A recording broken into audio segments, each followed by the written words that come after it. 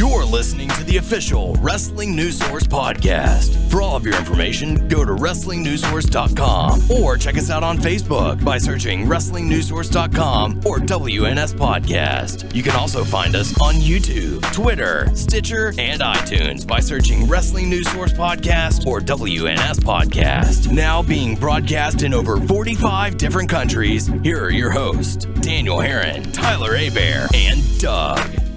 That's right. What's up, everyone? I am Daniel Herron. I'm Tyler Abear.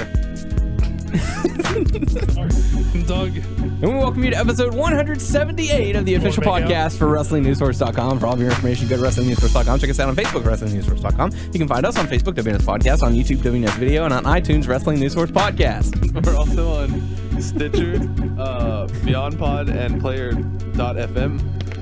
Search Wrestling News Source Podcast to find us. I get that wrong. Yeah. Way to fuck it up. For Twitter, the main site's at WNS Source. We are at WNS Podcast. Daniel's at WNS_Daniel. Tyler is at Tyler_Aber. So there you go. Welcome to the show. Got a lot to talk about. Going to get into your feedback. Going to talk about Payback. Going to talk about Raw, Hot Topics, Q&A, so much more. Total Divas Legends House.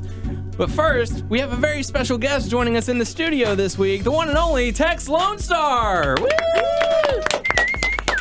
Hey, how you doing, guys? Welcome Great back. to be back. We appreciate you coming in. Oh, it's great to be back here in Beaumont, Texas for wrestling news podcast number 178 from the Wrestling Show podcast. Is it number news. one best podcast? The number one best podcast anywhere, even in Pearland. And I gotta say, number 178 is a very special number for me. That is the first issue of Uncanny X-Men I ever purchased. And that's a fact. Wow. Yeah, it had, on the cover, Nice. I think it had Wolverine fighting the Blob or something. Very nice. Great issue. Check it out if you can. All right. So All we right. certainly appreciate you coming in to help us, get through some of the show. I know your time is limited, so The ring is a harsh mistress. Let's say that. especially with all the promotion that you're going to be doing over the course of the next week, because Doomsday is back. That's right. Finally, it's been too long. I've been I gotta be honest with you. I never graduated high school. Oh, And I'm back in school trying to get my GED. That's why we've been putting off the show for a while. Very But nice. Enough's enough. I'm this close to having my GED, but I wanted to give everybody, the fine folks of Houston, Texas, and the surrounding areas, a Doomsday Wrestling production that'll make them, maybe inspire them to go back to get their GEDs. Because I think most of our audience probably doesn't have high school diplomas or middle school certificets or whatever you get when you're in middle kindergarten graduations that school. you're doing now. Yeah, they do that now. They do. Yeah, it's I weird. was valedictorian in my kindergarten class, or not my fifth grade class. I was valedictorian. Were you? Is that true? Do they really have that? Yeah. Oh, wow. Yeah. They You didn't must be whenever- pretty smart. No. But we're here to talk about Doomsday Wrestling. Like you said, it's going to be taking place this Saturday out at Numbers. That's right. So, very excited about that. I didn't get to go to the last one.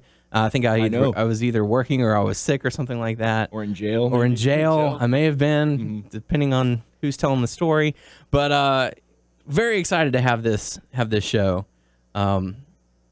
So, tell us about some of the matches that's going to be taking place. We have a star-studded card this time around, and I mean, really, this time. I've said that before about past shows, but this time I really mean it. I have to say that. But this time, it's the most star-studded show we've ever had. I mean, there's local celebrities in it this time. Yeah? Yeah. Okay. You want to get into the matches? You want me to just go right into it? I mean, if you know some of the celebrities that are going to be there, that'd be, All the Doomsday wrestlers are celebrities. Yeah. I'm a celebrity, and They're you're going to be beyond- there this time, right? they're going to be on superstars. yeah. Is what they and are. you guys are going to be there, and you guys are celebrities. Oh, yeah. Oh, wow. Danny from a WNS podcast. Yeah. as the local wrestling promotion likes to say, they like to point me out without pointing out these guys, which Oh. I don't understand why. I don't pay them.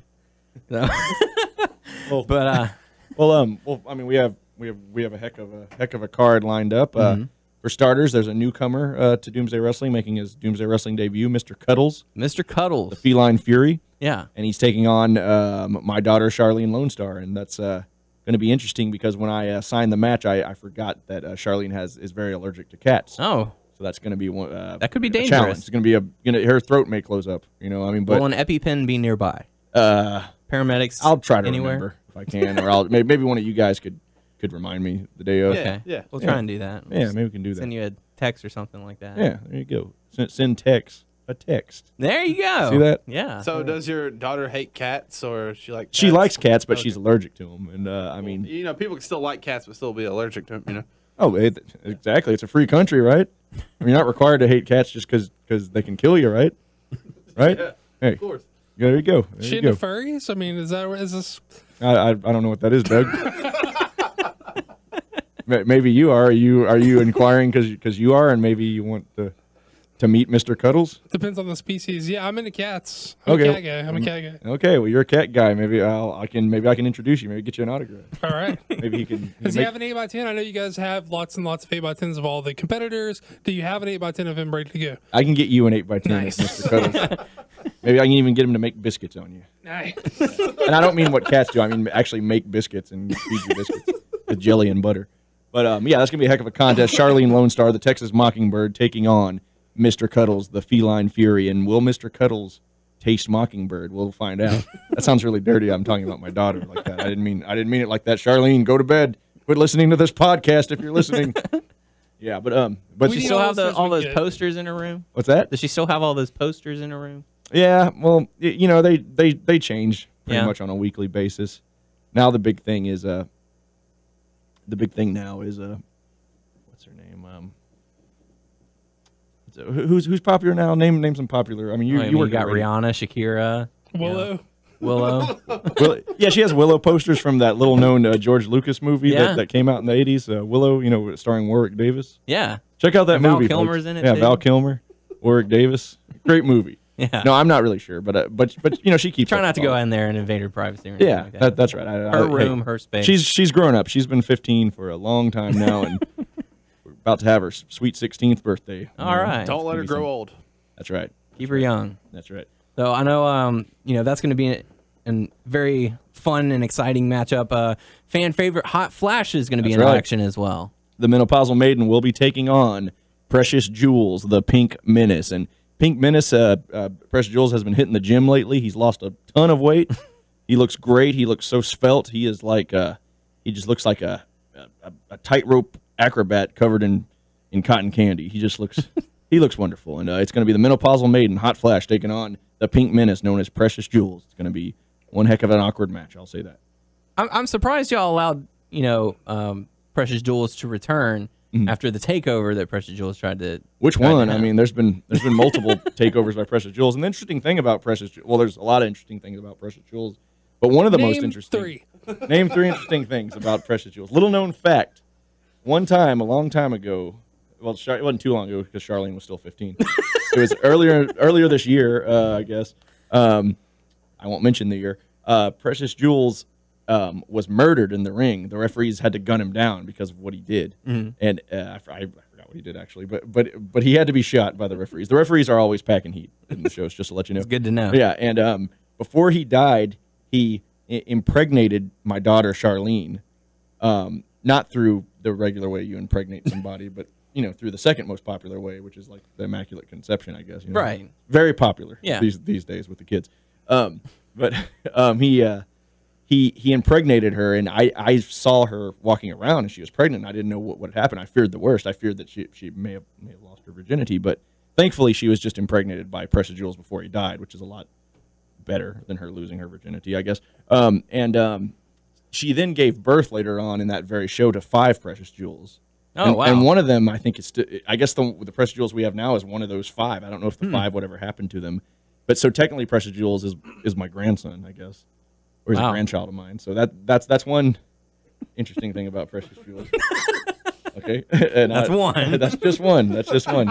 You can go all 3 now, or you can pepper them throughout the. Hey, we'll the pepper inter- them, Okay, throughout okay. the show. There's a lot going on, but the takeover by Precious Jules, yeah, I mean he's had to pay numerous fines, but he does okay though because he owns a chain of family restaurants that I mean he's a multimillionaire so many times over. He's not worried about a little fine, What type of food? It's like greasy spoon, kind of like it's heavy food, heavy like chicken fried steaks, chicken fried chickens, chicken fried steaks, chicken fried chickens, and cupcakes. They serve all sorts of food there Nice. at Precious Jules Family. I think Family Dining Experience. There's a plug for Precious Jewels Family Style Restaurant. There you go. Yeah. One for the grandson. Oh yeah. Well, I'm not gotta too help proud the of my family. grandson. Yeah. I mean, that's interesting. Is he my grandson, or is this one? Is this a different one? I'm not really DNA sure. test. It's a big mystery. We'll have to call Maury. Yeah. Maybe we should Find out call who him the more father and find is. out. and- Anyway, That's what some people in the wrestling business may refer to as a draw. Like if you get Maury down for one of your shows, you get the results of the paternity test. Or I guess what's supersedes the paternity test? What's like the grandpa like test? a DNA. Oh, is there some sort of DNA test? Maybe I don't know. Maybe. I don't know what the fuck I'm talking about. Yeah, I don't know. I don't know. I mean, you are a geneticist. I mean, you should know. I mean, by trade. Clearly. Yeah, Mr. Valedictorian here. that's right. Well, there's plenty of other matches. Like for one, Little Dickens is the Doomsday Wrestling World Heavyweight Champion. Little Dickens, who's the longest reigning Doomsday Wrestling World Heavyweight Champion in history, officially now. He's been champion as long as Charlene's been 15. Let's just say that. And That's a while. that's a long time. Yeah, and he's defending his title against the toilet toting luchador El Bano, Doug's favorite Doomsday wrestler, I think. And it's there. There you go. That's, Always a favorite here at the podcast. oh yeah, there's the El Bano. We love the clap. Oh, the clap. Yeah, Yeah. it's contagious. It is. It is. Very contagious. I mean, once you get it, you just can't get rid of it. no, you can't get it It's off. there you. forever. That's right. Yeah. That's right. But El Bano, he's going to attempt. I mean, El Bano has really risen through the ranks since he's entered Doomsday Wrestling. And he's a fairly new competitor, but he's already getting that main event title shot, and that's going to be interesting because Little Dickens, a lot of people are saying he's way past his prime. Like he's had the title too long. A lot of people are saying he hasn't had any worthy opponents lately. That he's been fighting cream puffs, but I totally disagree. Is this a guns versus toilet match? That sounds like a draw. That sounds like money right there, Tyler. I think I'm going to talk to the board of directors, see if we can work that in. On paper, it's not, but you never know. I mean, according to the Doomsday Rule Book, toilets are illegal. It doesn't not say that as a loophole. It actually says toilets are legal in the ring. So I'm not sure about guns though. But that's the fascinating thing is that Little Dickens not only brings guns, but he tends to use them. Well, yeah, but I mean, it's all the referee's discretion. Referee Chuck Wagon. He's not. When you're dealing with the action-packed reality of Doomsday Wrestling, there's a lot to keep track of. Well, you said the refs pack too. They pack some. Yeah, they heat, pack. so- Yeah, so they have guns too. self-defense. That's right. Yeah, it's a war zone out there. I mean, it's like driving through South Central Los Angeles. A Doomsday show is the equivalent of driving through South Central Los Angeles. Don't Just be a say that. menace. Don't be a menace. Yeah, there you go. Well, how do you think? Well, where do you think his head is at? He went through the Big D recently. Do you think that's going to affect like The what? The Big D? the Big D, the divorce? Oh yeah, you're right. I'm sorry. I thought you meant Dallas. They refer to Dallas as the Big D. And I didn't know. Yeah, didn't I know for a clarify. fact I should clarify. he wouldn't go near Dallas. Let me tell you that. Do you think he's in the right headspace to defend the title? That's a good question. That a lot of people don't think about that, but your personal life takes an emotional toll on you when you're in that ring. I mean, you have to have the heart of a champion, the determination of a champion, the fire of a champion. And Little Dickens, I mean, he's been married several times, and he's been in love even more times than that. And I think he'll get through. I think he'll get through if we're there for him, if we're there in his corner. He still has the ring to fall on. Not the wedding ring, though. No. The wrestling ring. The wrestling the only ring that matters. Yes. That's right. And the fans. And the fans aren't a ring. I mean, as far as rings go, the wrestling ring Right. reigns supreme. But Well, I'm the sure fans plenty are of fans number have rings as well. So yeah, like maybe Little Dickens commemorative rings, yeah, or other types of rings. Yeah, cool. you like rings, huh? I Yeah, not too bad. I like your ring. yeah, you do. It's that's me and Starlene's have matching wedding bands. Yeah, Look at there. very nice. Yeah, good old Starlene. Mm-hmm. But on to next match. You want Beefy Joe, I believe, is That's going right. to be in That's action. right. Beefy Joe, the butcher turned wrestler. We haven't seen him in a while. He's No, he's yeah. been running a shop. That's right. Yeah, he's been busy up in Hoboken, New Jersey, where he makes a delicious pastrami sandwich. If you get a chance to go up there, Beefy Joe's Butcher Shop, check it out, Hoboken, New Jersey. He'll be taking on Father Superior, the toughest priest in all of professional wrestling. Very nice. And always lurking at ringside when you have Father Superior, the altered boy is always at ringside. So Yes, watch out for him. with those God-given pipes. Oh, he's just got a beautiful voice of an singing angel. voice. Yeah, soprano. Yeah. And I know I can't tell whether they're loved or hated, but the Fabulous Bunny Boys will be at The Doomsday. Fabulous Bunny Boys, interestingly enough, the title of the show is Doomsday 23, Rise of the Fabulous Bunny Boys. And that title, the Fabulous Bunny Boys come from a very wealthy family, and they purchased the ad space of that title. They talked to the board of directors, paid a hefty sum of money for that title, the Rise of the Bunny Boys. I don't know if they have anything planned with that, or if it's just they just thought it'd be cool to put their name on it. Kind of like in Rhode Island, there's a Dunkin' Donuts arena. Right. You know, I don't think they make Dunkin' Donuts there. No. They might. I mean, they could. Concessions. Yeah, Maybe, concessions. Yeah, maybe. Or maybe they fill it with donuts every year. I mean, do you think they'll be selling like Peeps, like the bunnies, bunny Peeps? They could Peeps. I mean, that's a part of their diet. That's how they get those physiques. What do you think the probability of them actually being able to rise to the name they've selected with their wealthy family? I mean, their win-loss record isn't that great. No, it's not. They like to think it is. That although they do have unlimited financial resources, their father, Peter Rottenhell, is an entertainer in Vegas right now. I mean, he entertains a very fabulous children's show. If you get the chance to see it, check it out.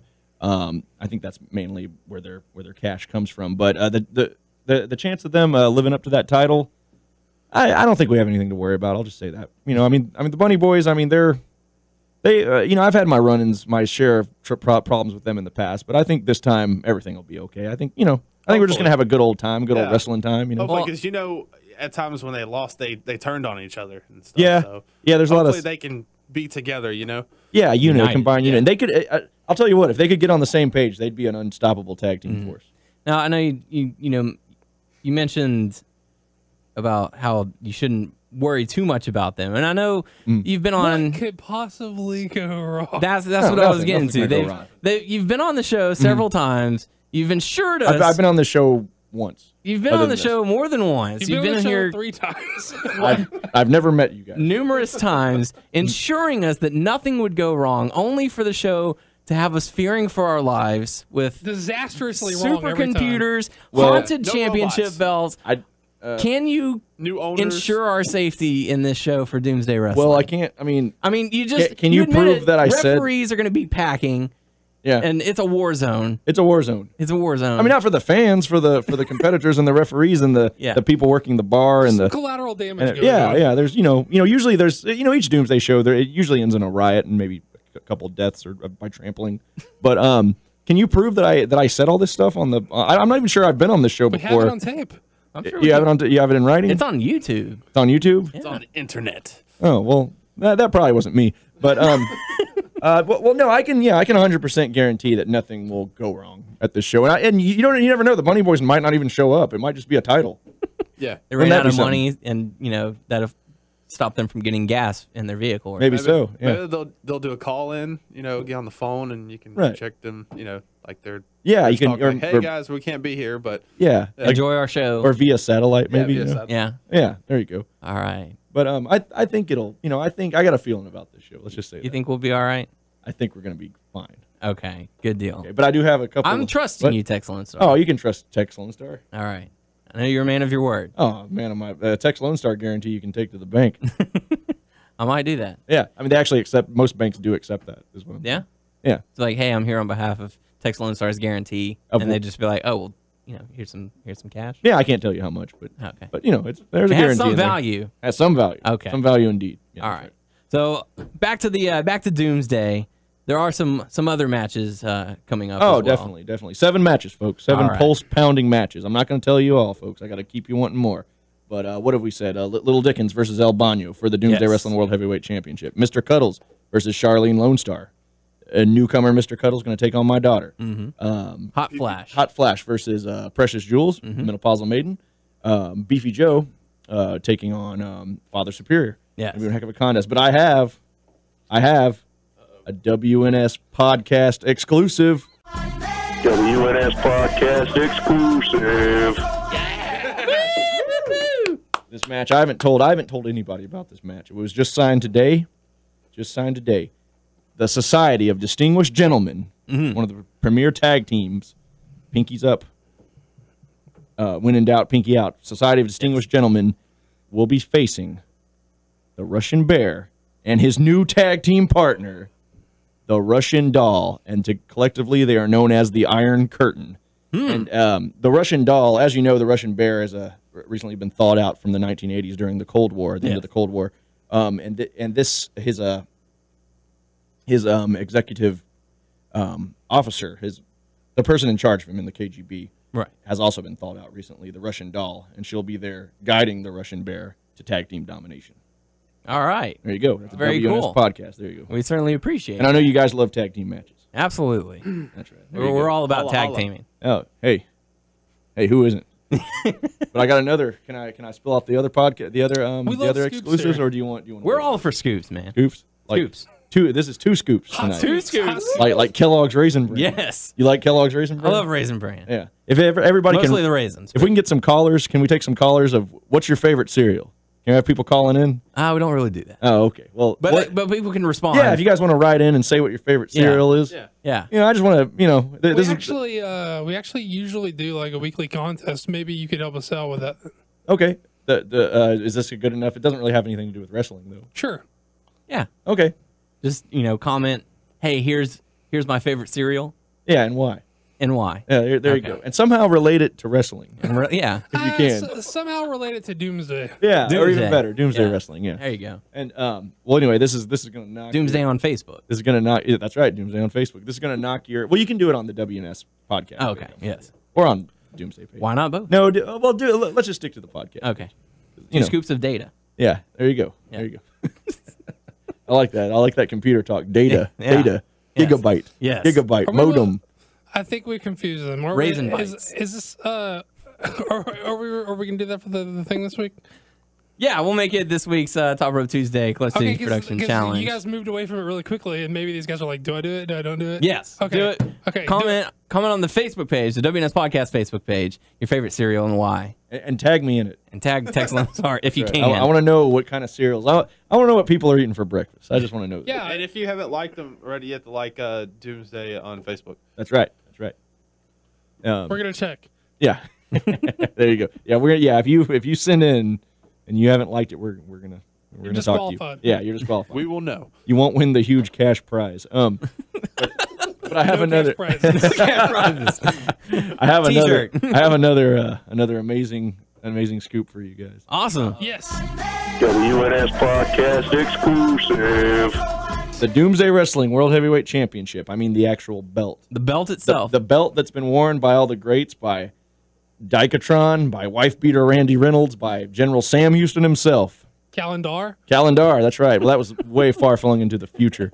I mean, there's been countless great champions. And Kosher Killer. Kosher Killer, Precious Jewels multiple times, Beefy Joe. Hot Flash.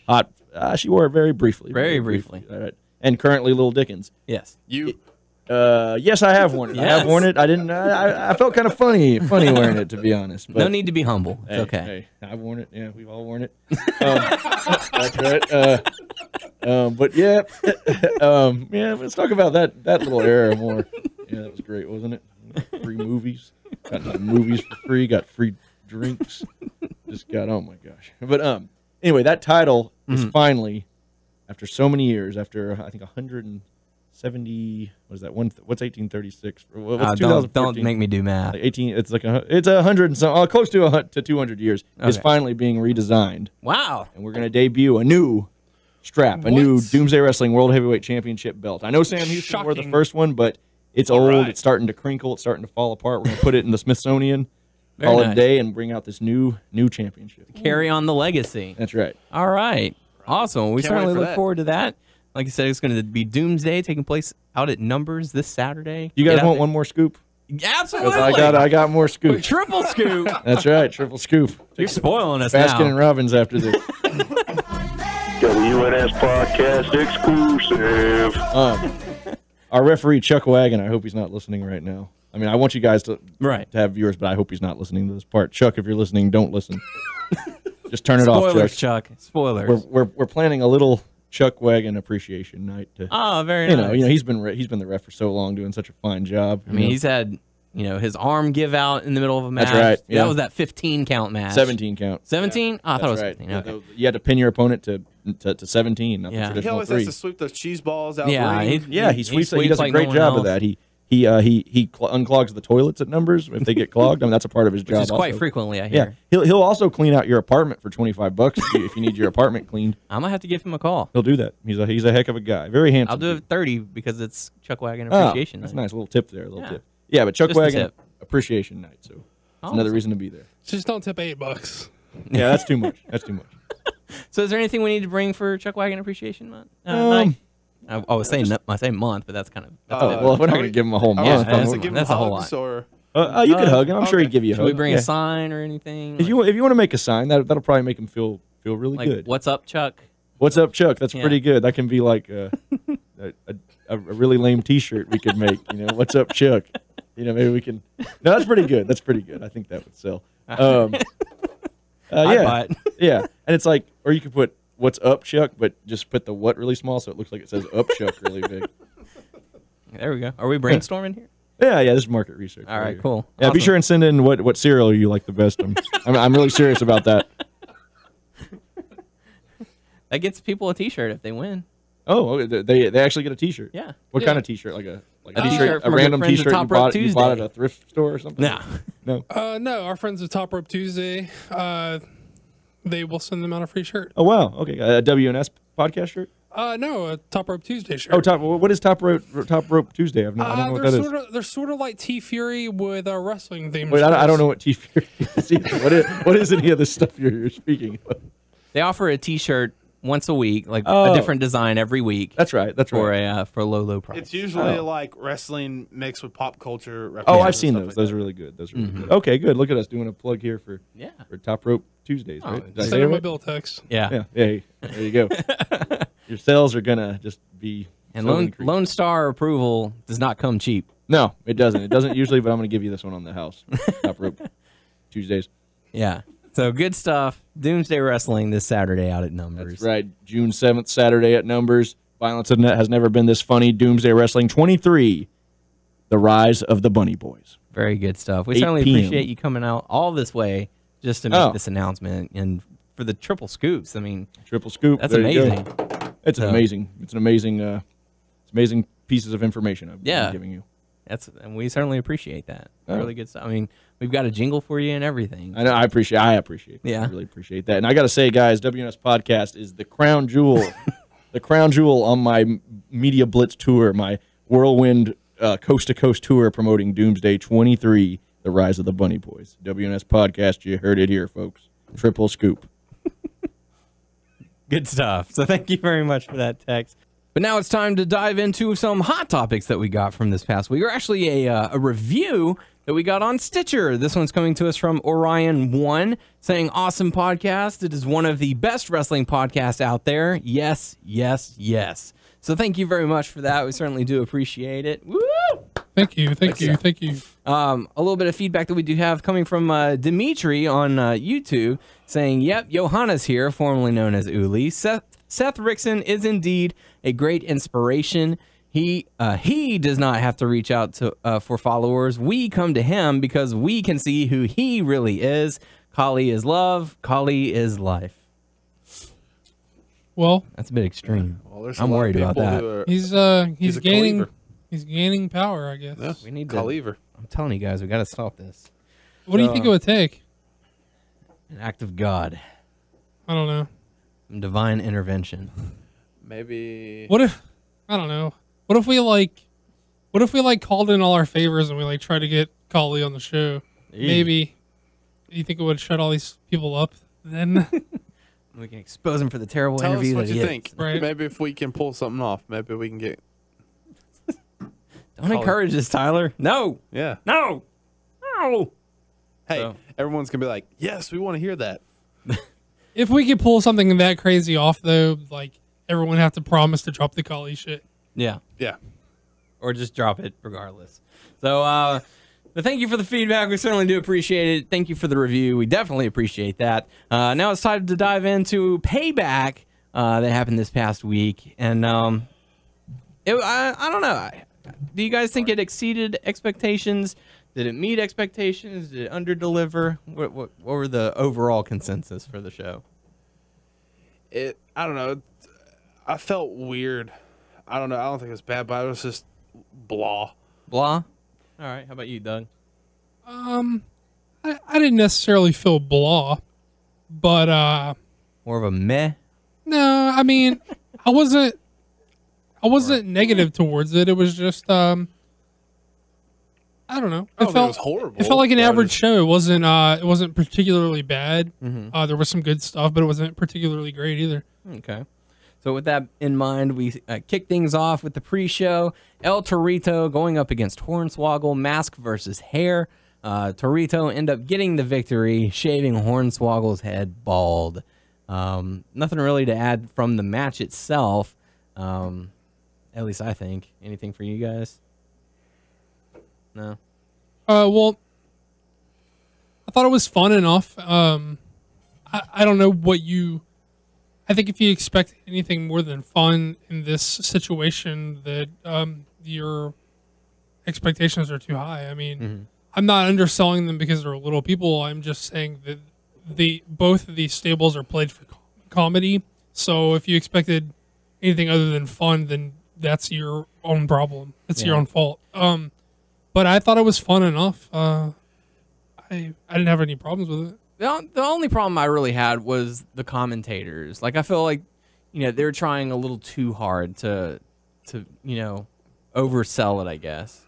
I don't know. Well, see, I think it was far less offensive this time. Yeah. Well, because was it the last time they had the little commentators and the little... Yeah, with the Yeah, WLC. I mean, they are definitely mocking these people. They're not celebrating them being little people. They're definitely mocking them. So it is a bit offensive. But I mean, it was far less offensive this time. Okay. But like we said, El Torito did end up getting the victory. Hornswoggle having part of his head shaved. Didn't get the whole thing. Yeah, I like this part of this pay-per-view I missed, so... Okay. But we kick things off. First matchup. Wow, what were you doing instead? Well, for you to know first, we went out to eat with some of my coworkers, and by the time I got home, I laid in bed and watched the pay-per-view. Mm-hmm. Too good to hang out with us, as we enjoyed pizza and chicken and wrestling. It was a good night. You missed out. So I did. But the first matchup, we got to see Sheamus going up against Cesaro for the United States Championship. I felt like it was a strong opening. It wasn't like a great match. It was a good match, and it was a good start to the pay-per-view. Well, I was supposed to say, I thought, I read some people online that really enjoyed this match. Yeah, I mean, a lot of the fans were into it. A lot of the internet commenters were behind it as well. Hard-hitting? Well, no, I wouldn't say they're hard-hitting, but Doug, what do you think about the matchup? I'd say hard hitting. Yeah.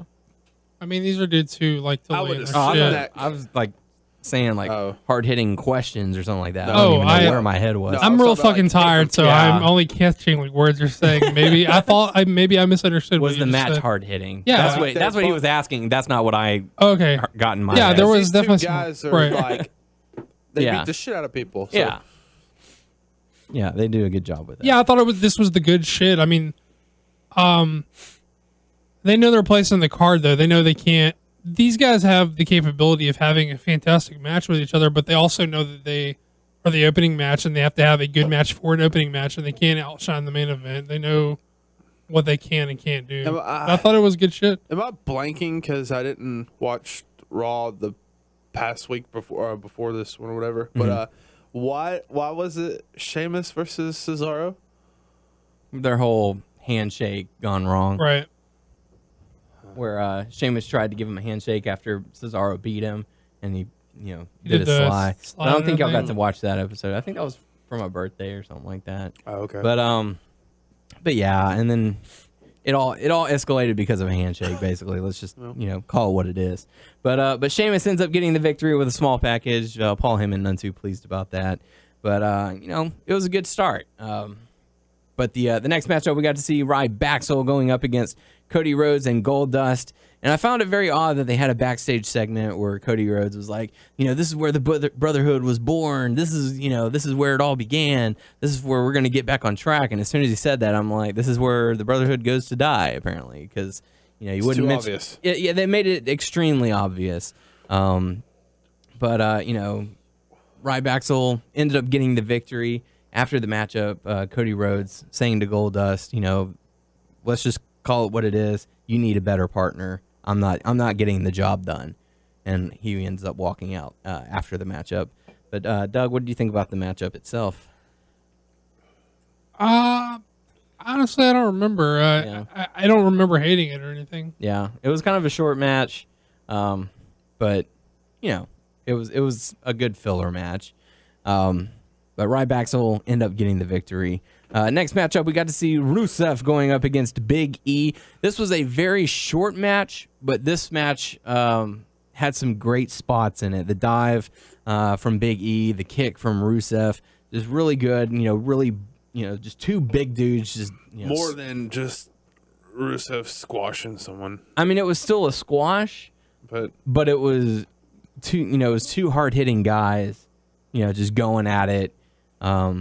I don't think the match even went 5 minutes, but I enjoyed the match for what it was. Yeah, it was totally fine, and that's one of the few times that Rusev's finisher actually looked good, because Big E's so fucking big that it made it look like he had it locked in tighter than he usually does.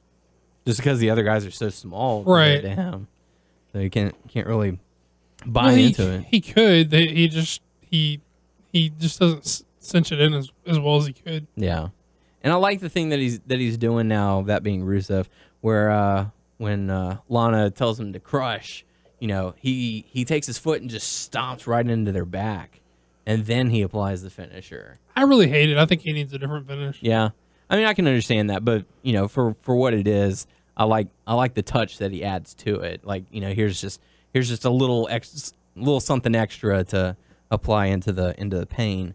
But Rusev does end up getting the victory via submission.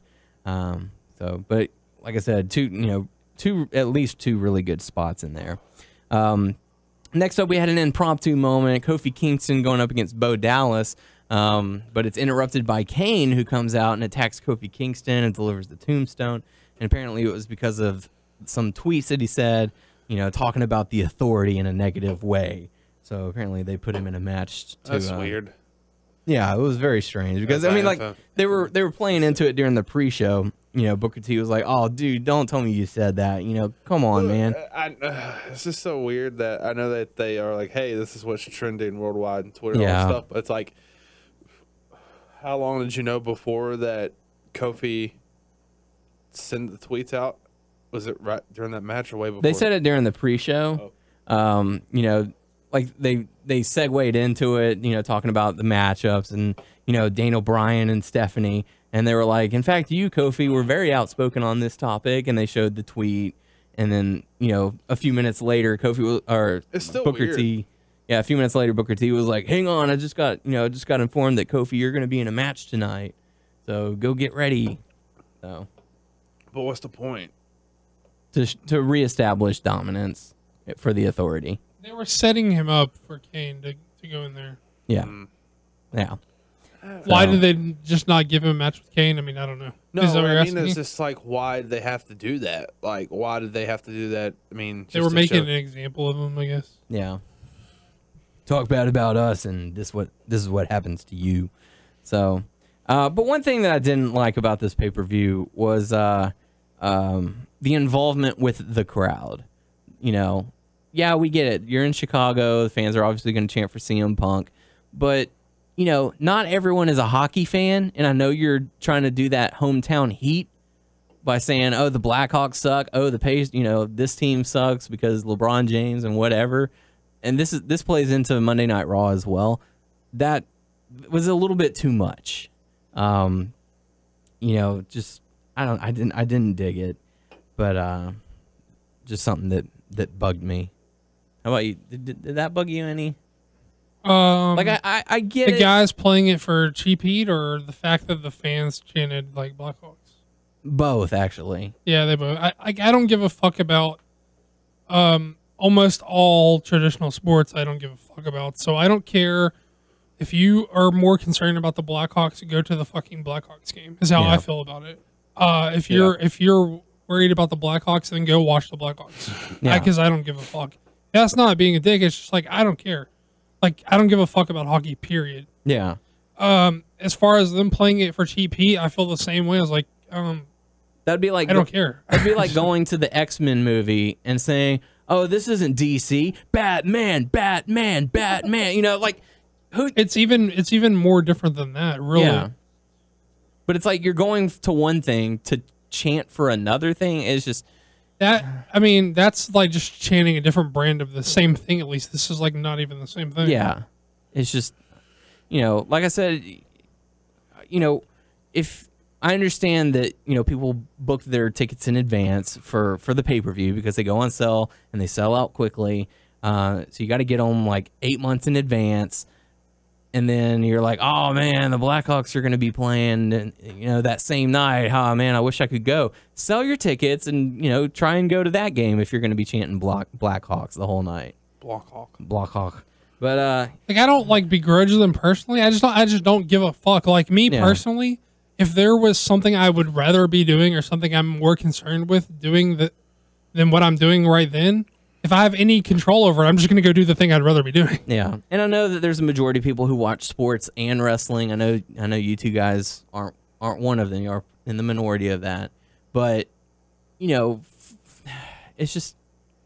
Well, that to me, it's just like, I mean, I'm not shitting on them because they like sports. I'm just saying that doesn't interest you. Yeah, like if I have, but I mean, like those references will go over your head. You don't catch the reference. Not everyone gets those. Well, I knew it was references a that hockey they do. team. I just didn't care. I was just like, well, if you'd rather be at a hockey game, go to the hockey game. Mm-hmm. Or go to a bar and watch the game. Yeah, I mean, I don't know. I mean, it's like you're there to watch wrestling, so and you're falling into their traps when they say, "Oh, the Hawks suck. They're gonna lose." So, but what else? But yeah, and even on Raw, I know you kind of jumped ahead to Raw a little bit. Mm-hmm. 2 consecutive like cheap heat sports segments, Yeah. hometown sports team segments. Yeah. It's just too much for me. I just don't care. I don't give a fuck about traditional sports or almost all the traditional sports. So it's lost on me. I just don't care. Yeah. And it's fine that they care. I just don't. But going back into Payback, the next matchup we got to see Bad News Barrett going up against RVD for the Intercontinental Championship. I felt this match was stronger than we've seen from RVD. I think this is probably one of his strongest matches he's had since he returned.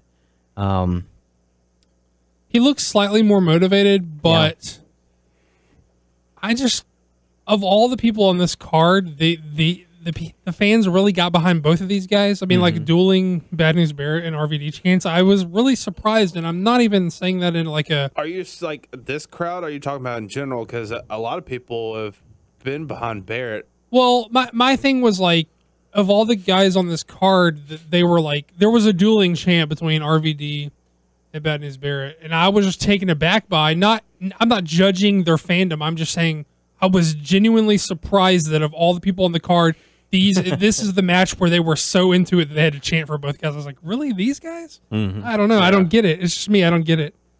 Yeah. I mean, Sheamus, Cesaro, I would have gotten that, but this and Sheamus and Cesaro both got a good reaction. I think Sheamus got Sheamus got a more 50-50. In fact, Sheamus even got a "Let's go Sheamus Sucks" right chant during their match. That's weird. Yeah. I keep on saying that's weird. But like you said, of all the matches on the card, this one was a more 50-50. For all the people to be like, we were so into this match that we're chanting for both of these guys. Yeah. I was just completely shocked. Very strange.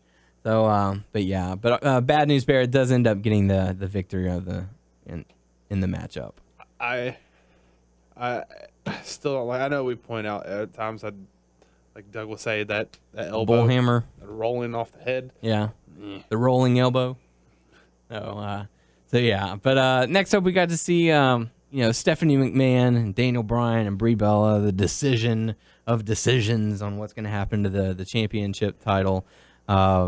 Stephanie definitely egging on Daniel Bryan. I guess that's, unless I can't think of another way, I guess that's the proper way for them to do all that stuff for Bryan to keep his title. Yeah. I mean, I really didn't. I'm sorry, go ahead. I don't know. I felt blah about the whole situation. I mean, it really wasn't good, but it's hard to criticize it because I don't know how else they keep this going without him. You know what I mean? Mm-hmm. Because if CM Punk could be out with injury and still have the title, I mean, they could do it for Bryan, I guess. I mean, they're clearly stalling for time, and I'm okay with them making that decision. But this just wasn't that good. But it's hard to say. Well, it's hard to complain about it when they're just trying to give him time to keep the belt on him. Right. So I mean, it wasn't good. We don't have to lie and say that it was good. Yeah. We can just acknowledge that they're doing what they can. They did to what they buy felt some like they time. had to. Right, and it wasn't good. And it was the bitch thing was like just cheap heat. Like people are so easy that they can be bought with saying the word bitch. You know what I Yeah. mean? I wonder what they're gonna. Well, I'm gonna say like I missed Raw, but what from I read, Brie wasn't there. Is that what quit. from I read? Yeah, I know she quit, but what I'm getting at is I don't know what they're gonna do with her. I didn't know if she would show up on Raw. I didn't read anything, but I mean, they probably have plans unless she's taking some time off or something. I don't know. Maybe. Who knows? But Do you think it makes him look bad that he would let her take the fall for him? no, I don't. Especially the way that she did it. You know, because she was like, Well, it wasn't just that she took the fall for him. It's like she took the fall and he was like just gonna do his yes chance afterwards. Came off real weird to me. It came off like almost detrimental to him, like sort of in a way for me. well, there was a point where he looked like he was about to, and then Brie was like, "No, you know, I'm not gonna let you do that." You know, I can stay home. You make that money. Stephanie, you know, I'm not gonna let you. She said, you know, I'm not gonna let you make me be the victim here. So that's when she quit. So it was basically her saying, "I'm taking myself out of the equation You think that in they're order gonna for him to keep living his dream." do eventually Stephanie versus Brie? I don't think there's any need to do that. I don't even like this amount of involvement, really. Yeah, Well, there's no need for them to do a lot of stuff, but yeah, especially since Brie quit, quote quote. But you know, there'd be no point to them having a match now. Yeah, it's sort of a mess. Yeah. But it's sort of hard to criticize him because just trying to buy him time to get back. Exactly. And how long until the next pay per view? 4 weeks. 4 weeks. Yeah. Is that I mean, enough time? Well, From the- they've booked him in the main event, really. I mean, Yeah. I know you said it was rumored they were going to do Buried Alive, but they called it Yeah. a stretcher match. Stretcher match. But- And they said if he cannot compete, then they'll have The an Money in the alternate Bank match. will be for the belt instead of for a So title shot. it's Yeah. still another waiting game. Yeah, I mean they're basically saying, okay, we've given you 4 weeks. If you can recover, How then long we'll was do this. Punk out?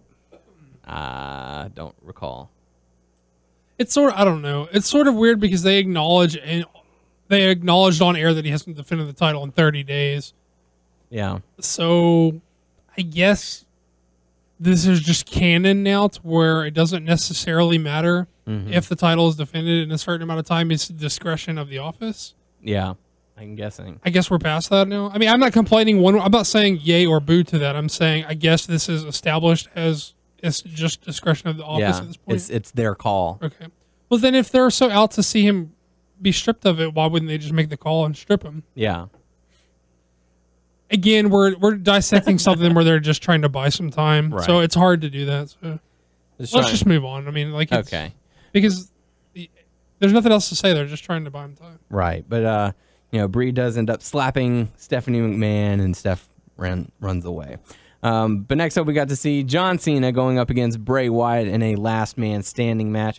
Harper and Rowan were in the corner. The Usos were in the other corner. I don't know why, but I remember little about this match. Yeah. I'm just blanking. It was a slow start, and then Harper and Rowan and the Usos got involved. Yeah, I remember them getting involved. And they but- took each other out. Then they disappeared for a while, letting Yeah. Cena and Wyatt fight for a while.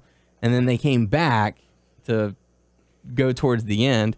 A lot of people were saying that this was one of the best last man standing matches in history, with the exception of the ending. How do you feel about that? It was a good, solid last man standing match. They had a lot of brutal spots in it, especially the stair toss and the drop that Bray Wyatt did on Cena.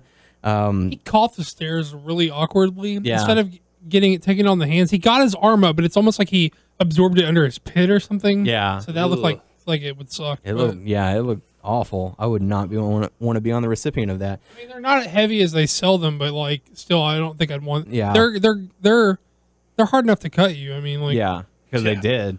For me, if if they would have saved that spot for the end, I would have been more okay with that. Tossing the With the stairs. Okay. Like if that would have been him getting just knocked the hell out, that would have been perfect for me. I would have been totally fine. But I did not like the ending. I don't know why. It was just it felt too much like the Ryback thing where he fell through the ambulance that they did. It felt a little too hokey for me. But if like I said, if they had done the stairs as the end, that would have been fun. I would have had no problem with that. But yeah, I didn't like the ending. I didn't hate it. I didn't prefer it. But the match itself, I thought was really strong. I don't know how I feel about the commentators saying, Bray Wyatt's been sitting down for, more than 10 seconds. The ref should be counting. I don't know how I feel about them pointing stuff out like that. Or maybe they should have played along into it. Be like, oh, the ref, and they were saying, well, the ref is distracted by the Usos and Harper and Rowan, but, he should be doing his job, but I don't know. Yeah, that didn't necessarily bother me too much. The match was fine. I just don't like last man standing as a rule because it's so anticlimactic. It's just because whenever something big happens, you still have to wait 10 whole seconds to find out if it's finishes the match or not. So they're just anticlimactic in like nature by nature. So it's sort of hard to really feel them. Yeah, and I think we both agreed. Last man standing matches. For me personally, that's my least favorite matchup, followed next to the I Quit matches. I just don't like them. The last man standing match, they're too drawn out. You get up, you get hit once, you go down, ref starts the count over again. You wait until 9, you get up, y'all do 2 moves, and then the ref starts counting again. It's too drawn out. It's funny, how you said you don't like I Quit matches. When I was younger, I know this has nothing to do with all this stuff. It has nothing to do with this. When I was younger, I always thought, when I first started talking about it, I thought it was like, whoever loses has to leave the company. Yeah, and they have done something like that before. Yeah, they're similar, but not in all cases. But as far as the matchup, what did you guys think about it? Well, I just said. Yeah. I can't remember. I'm out of it. I just did my little thing, my spiel about it. Oh yeah, drawn out. How about you? We're all fucking sitting down. Yeah. How about you, Todd? Like I said, I don't remember too much. Yeah. I thought the matchup itself was good, but like I said, if they had just changed the ending just that little bit, I would have liked that a lot more. But John Cena does end up getting the victory, being the last man standing. Next matchup, we got to see Paige going up against the crazy Alicia Fox. Just kind of a cool down matchup. Was this the one where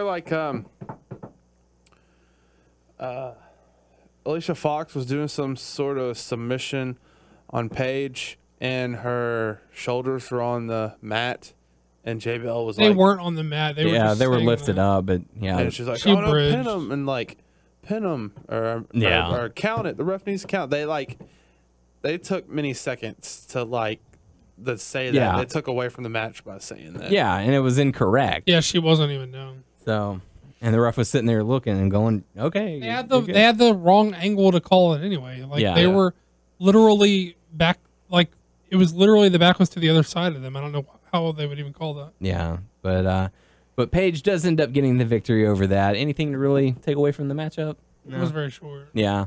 So that takes us into the main event, the 6-man tag, no holds barred, elimination, no disqualification. You throw whatever kind of stipulation into this match to the equation.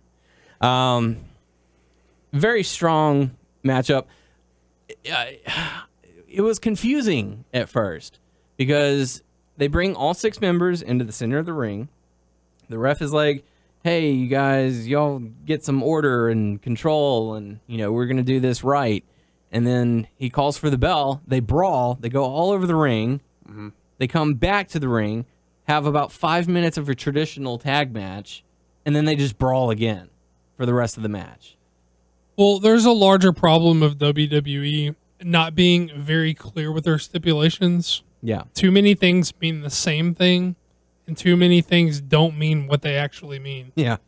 So I don't know. I'm not answering your question because there's no way of answering A it. no holds barred is not a no disqualification match. No holds barred is used in a situation where a hold has previously been barred and is Yes. now legal. Yes. So you can use chokes. And you can use, Hell's Gate that was banned for a time. It doesn't mean you can hit people with chairs. It's no chairs, no tables, no sledgehammers, no low blows. It's just, what's the difference between a no disqualification match and a street fight? Well, a street fight, they're wearing jeans. That's it. That's it. That's the only difference. It's the same concept, but a no holds barred match is not a no disqualification match. Something I've always liked between Shield and Evolution, or if they're single matches against each other, it's just that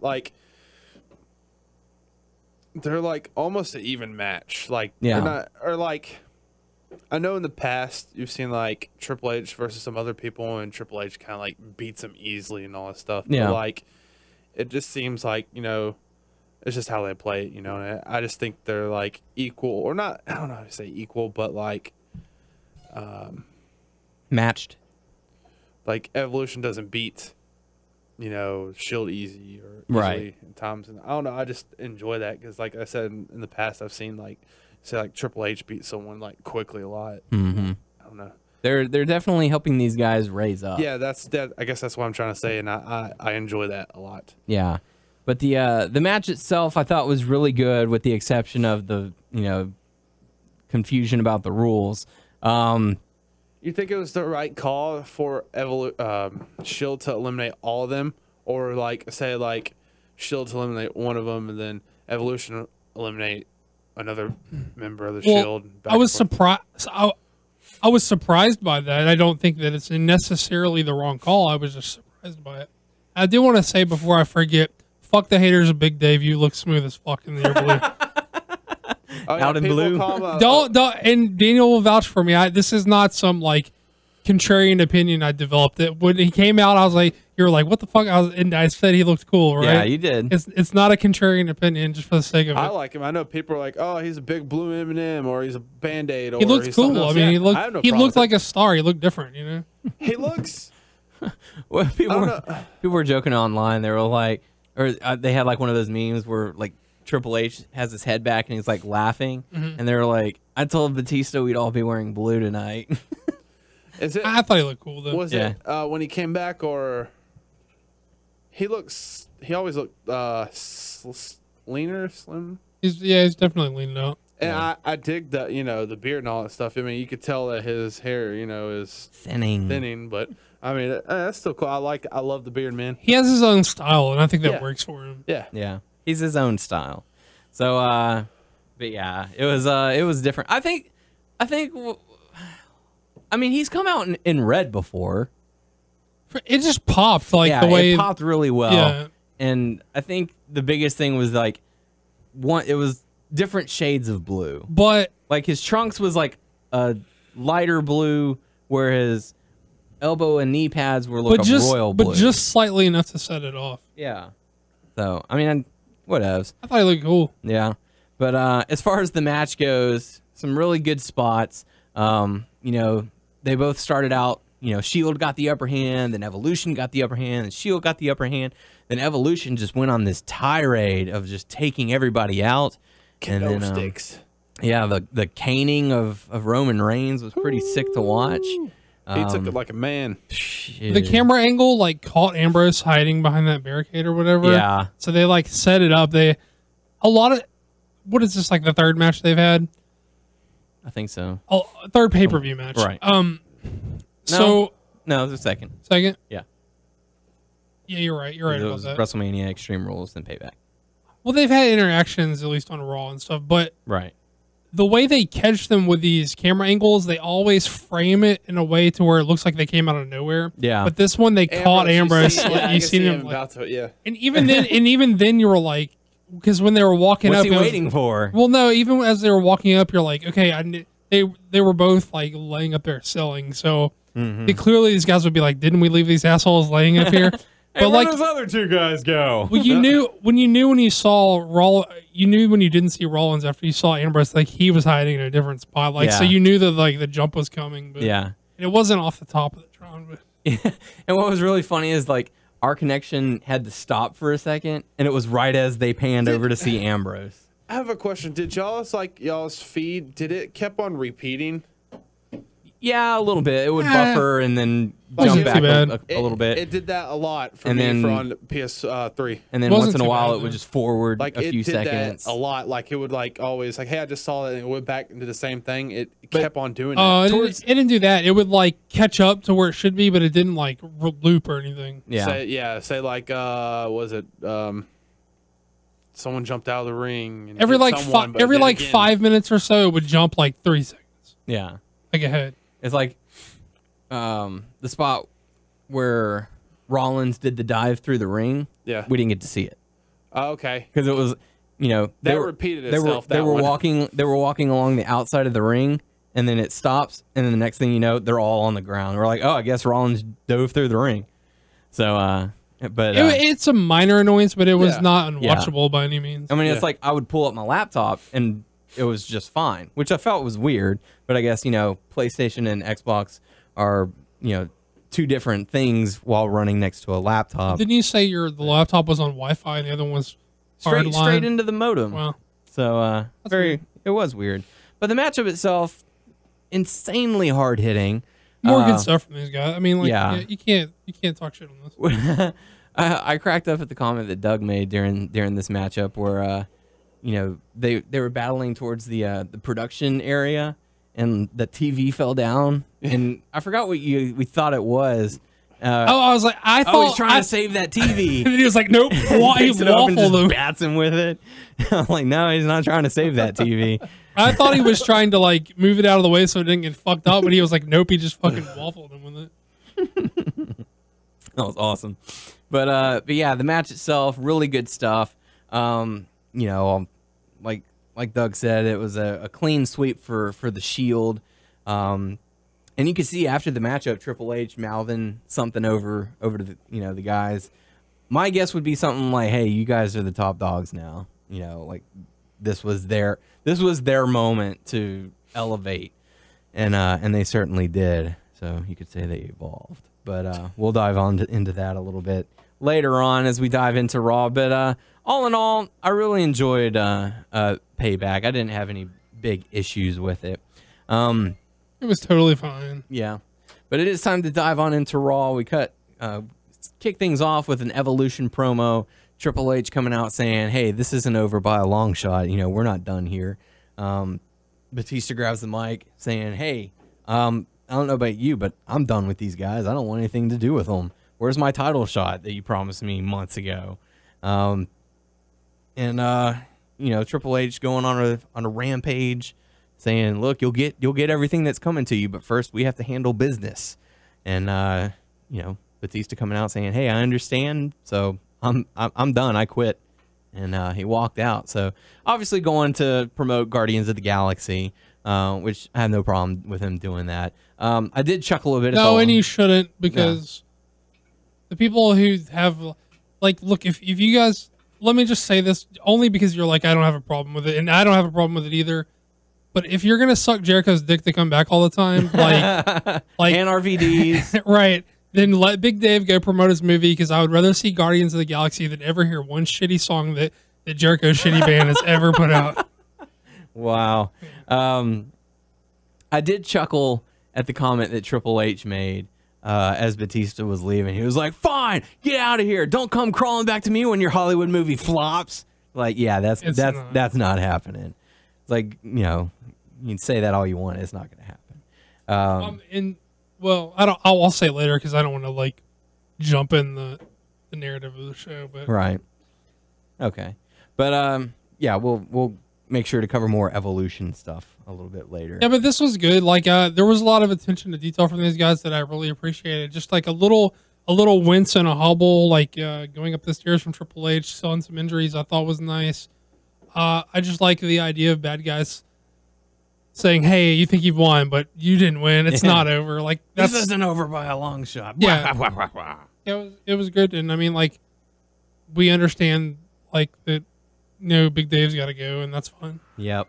So good stuff. But the first matchup we got to see Sheamus and RVD going up against Cesaro and Bad News Barrett. This is something I figured they would have put as like, the main event of SmackDown for Payback or something. Because they normally do. Oh, let's put the challengers together and the champions together and have a match, or vice versa or something like that. But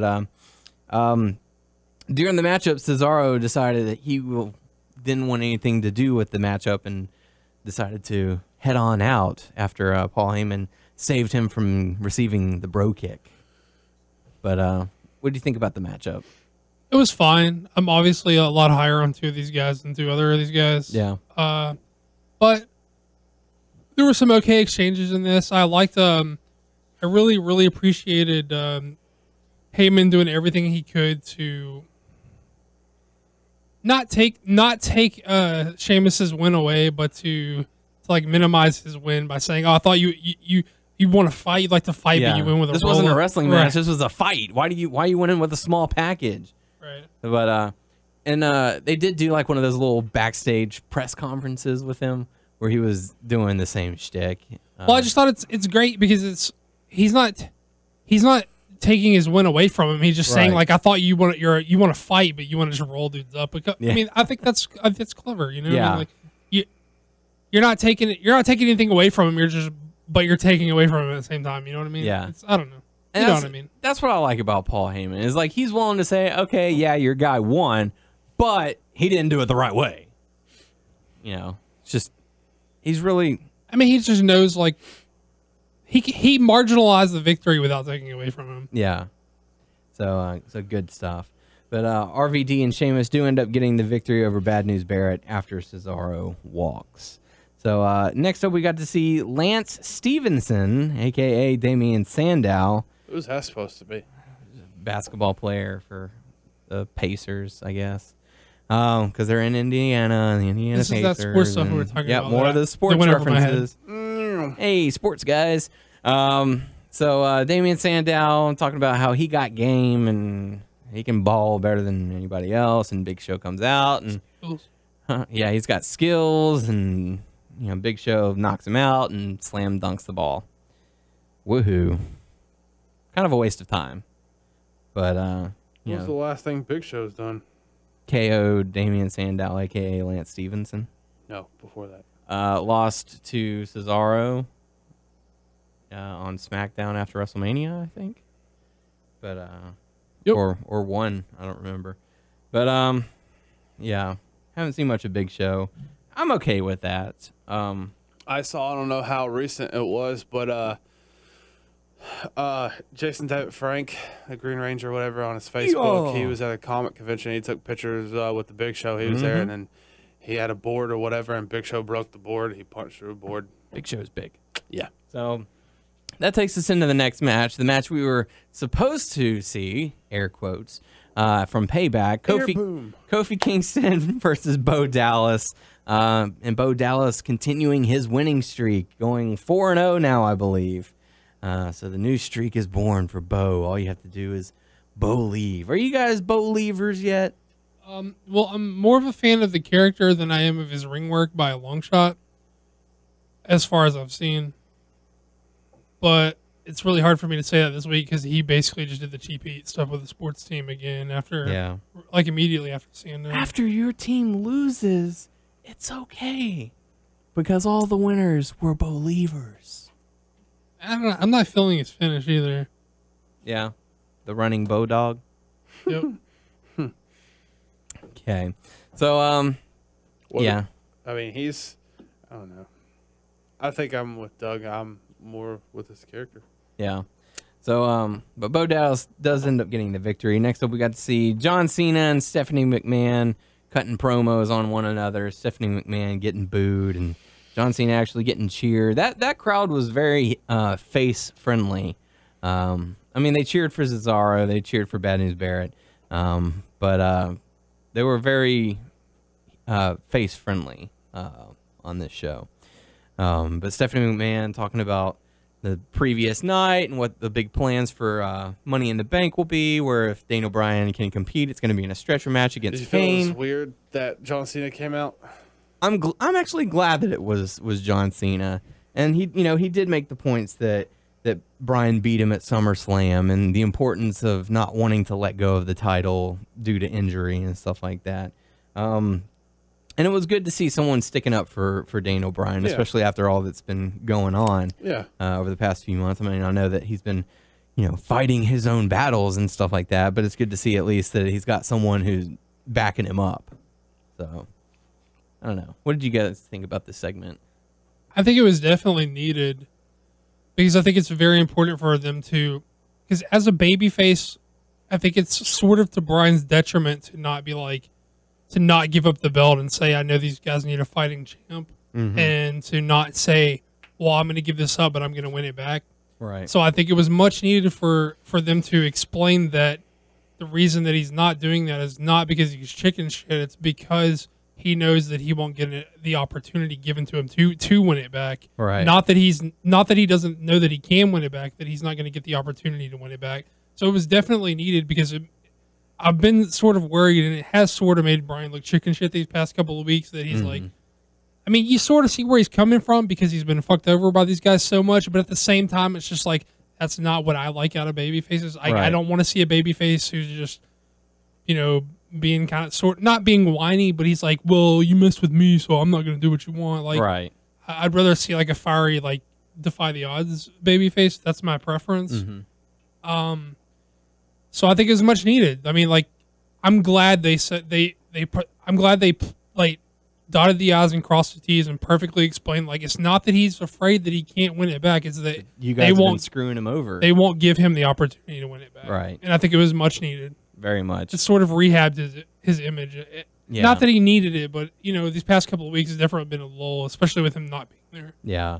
And one little gripe that I have about, where they're taking the storyline is, you're going to put him in a match with Kane for the title. What has Kane done to deserve a title shot over, He defeated Kofi. No. Over... That wasn't a match. Yeah, that was just a beatdown. He took care of business. Yeah. That was Bo. He had a match. But, it's like, what has Kane done to deserve it? He's gotten, like, this will be his second or third title shot now, and it's like he hasn't done anything else to deserve it. Put the mask. Well, I mean, like, you can only go one or two ways. You say these are the rules that we have, and we follow these rules, or you say it's discretion of management. Yeah. And if you're going to say discretion of management, that it's okay, we're going to let him slide for not defending for 30 days, then you don't have an argument. Like, it's discretion or it's the rules. Forget about number one contenders. It's whoever we want. Well, I mean, it's one way or the other. I mean, it's either like, so it's hard to argue, Yeah.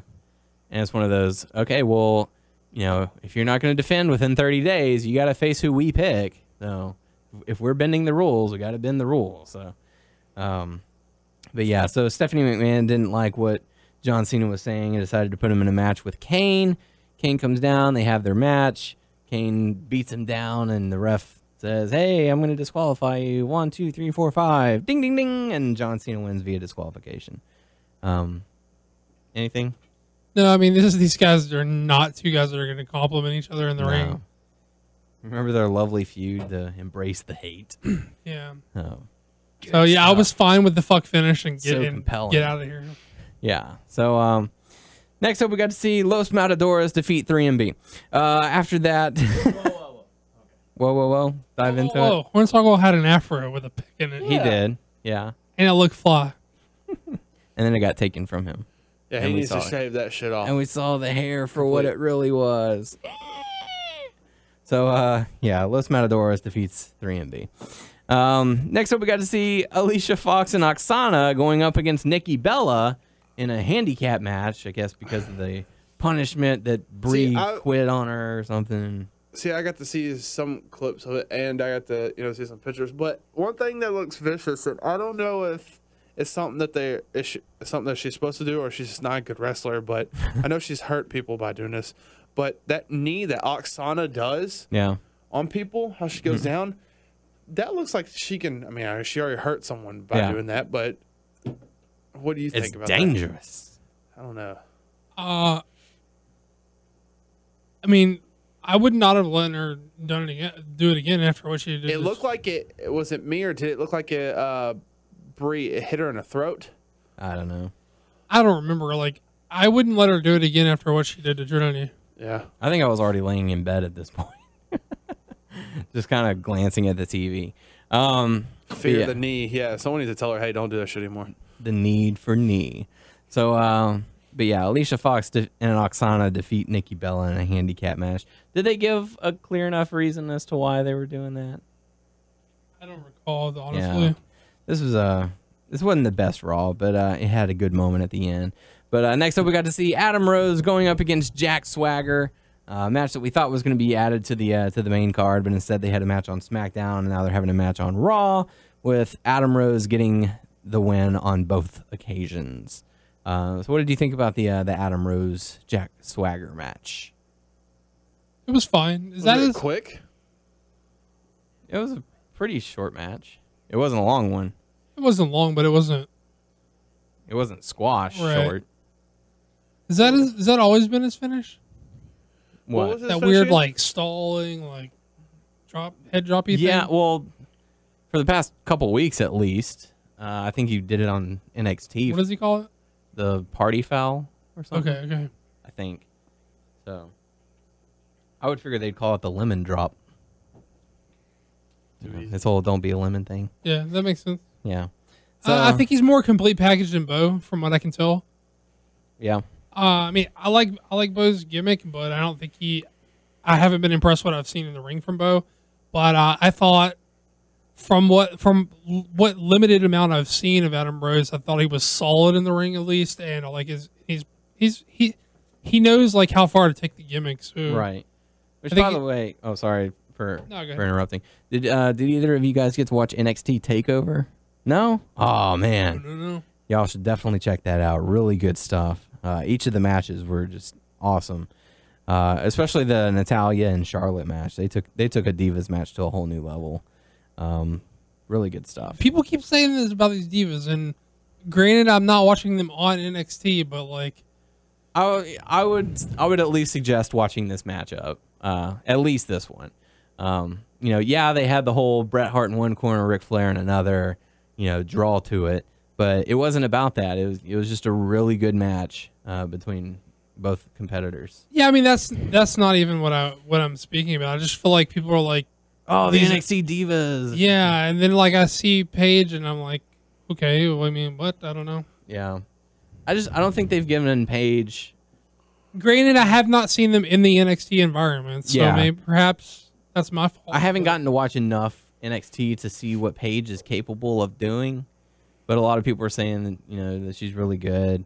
People are complimenting Emma, and I do remember their match between Emma and Paige at the NXT Arrival, and that was a really good matchup. I feel like they need to give more time for the Divas to evolve their character and have longer matches other than the 5-minute Diva bathroom break that we're used to.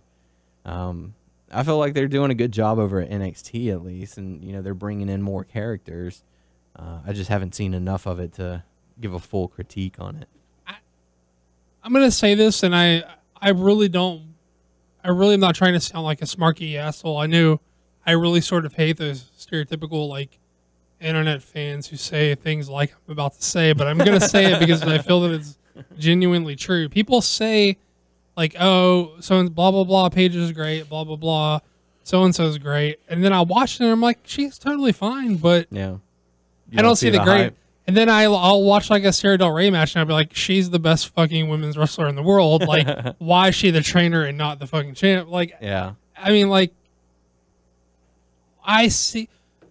whenever I expect to see Sarah Del Rey caliber matches out of these girls, because that's what this sounds like people are telling me they are, right? Oh my god, it Right. was insane.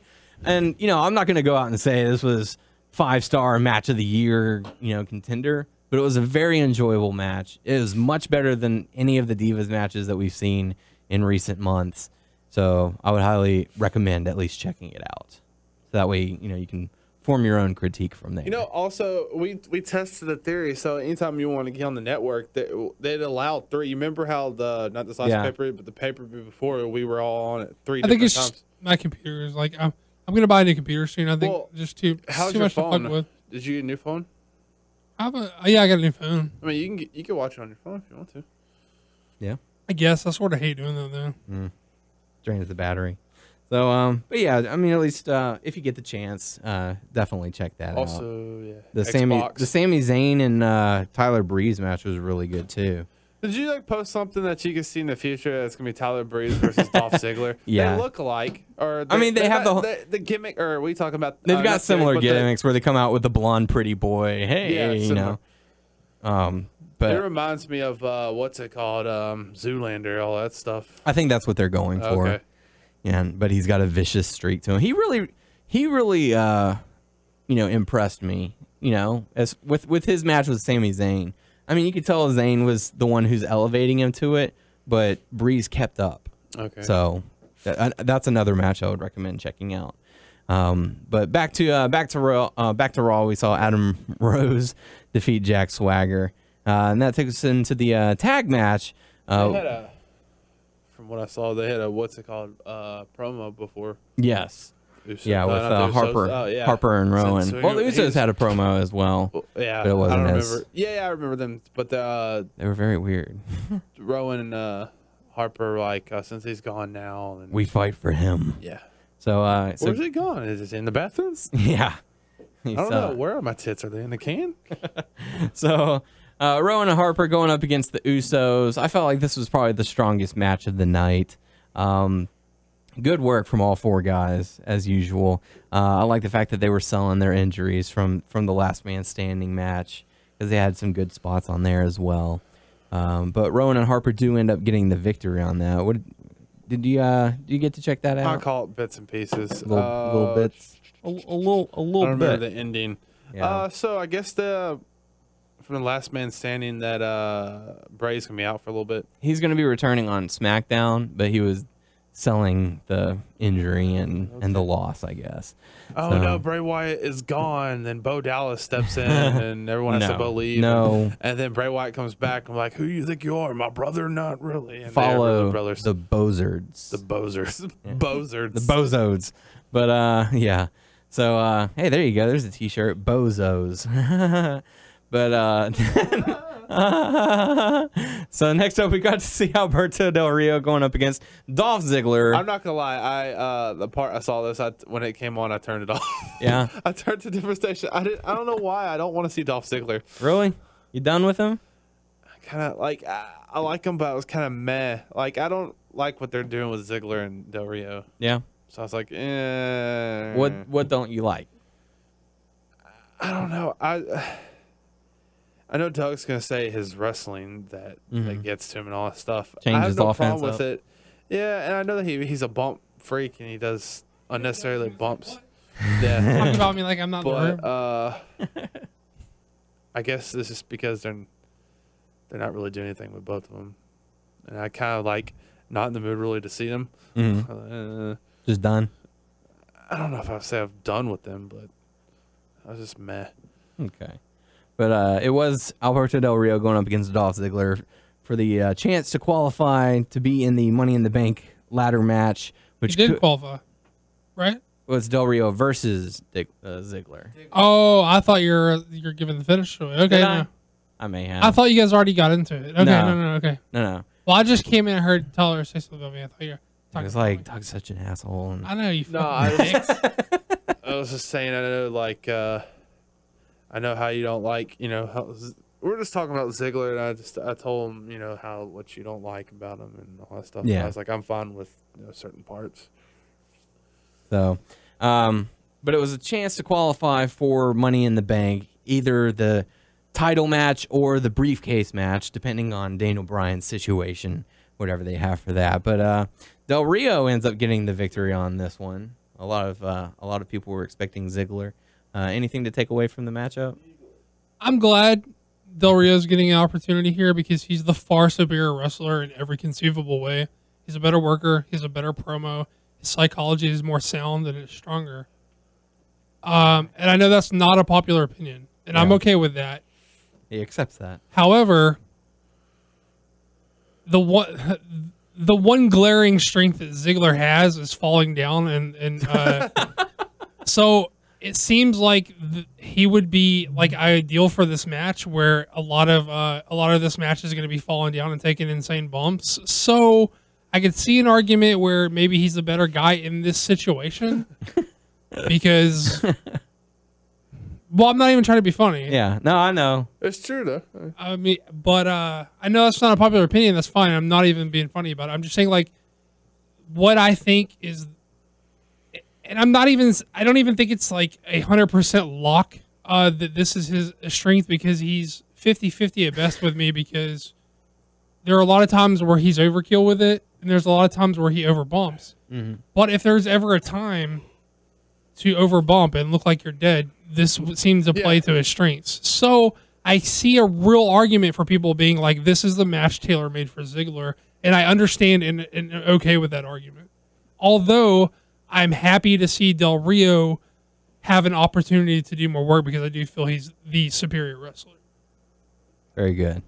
So, but Del Rio does qualify for Money in the Bank, and as time goes on, we'll find out whether it's for a briefcase or for the championship. So next up, we got to see Ryback going up against Goldust and a partner of Cody's choosing, which was Sin Cara. He feels kind of sort of matching Sin Cara. Yeah. So further, I guess. No, you're good. Went further. It's weird. More of a yellow than a gold. Yeah, it was definitely a. He made yellow. the effort, though. He made the effort. He tried. He wants to be his partner. Yeah, we'll be buds. But yeah, right. But Ryback ends up getting the victory over this, with Cody watching backstage, so distraught. Did you think Cody was gonna like run down and attack? No, not really. Especially since he was wearing that suit, looking all fly. But I don't know. He didn't look as fly as Batista looked at No. the pay-per-view. Blue Tista. So Ryback ends up getting the victory on that one. You did say Blue Tista before they mentioned that it was trending. I did. Yeah, I was like, hey, it's Blue Tista. So, and now that he's like, hey, you shut your mouth. He looks fly. and now that he's quit, people were calling him Batista. So doesn't quite roll off the tongue. Not as much, but it's not as good as Boo or Blue Tista. Yeah, but it fits.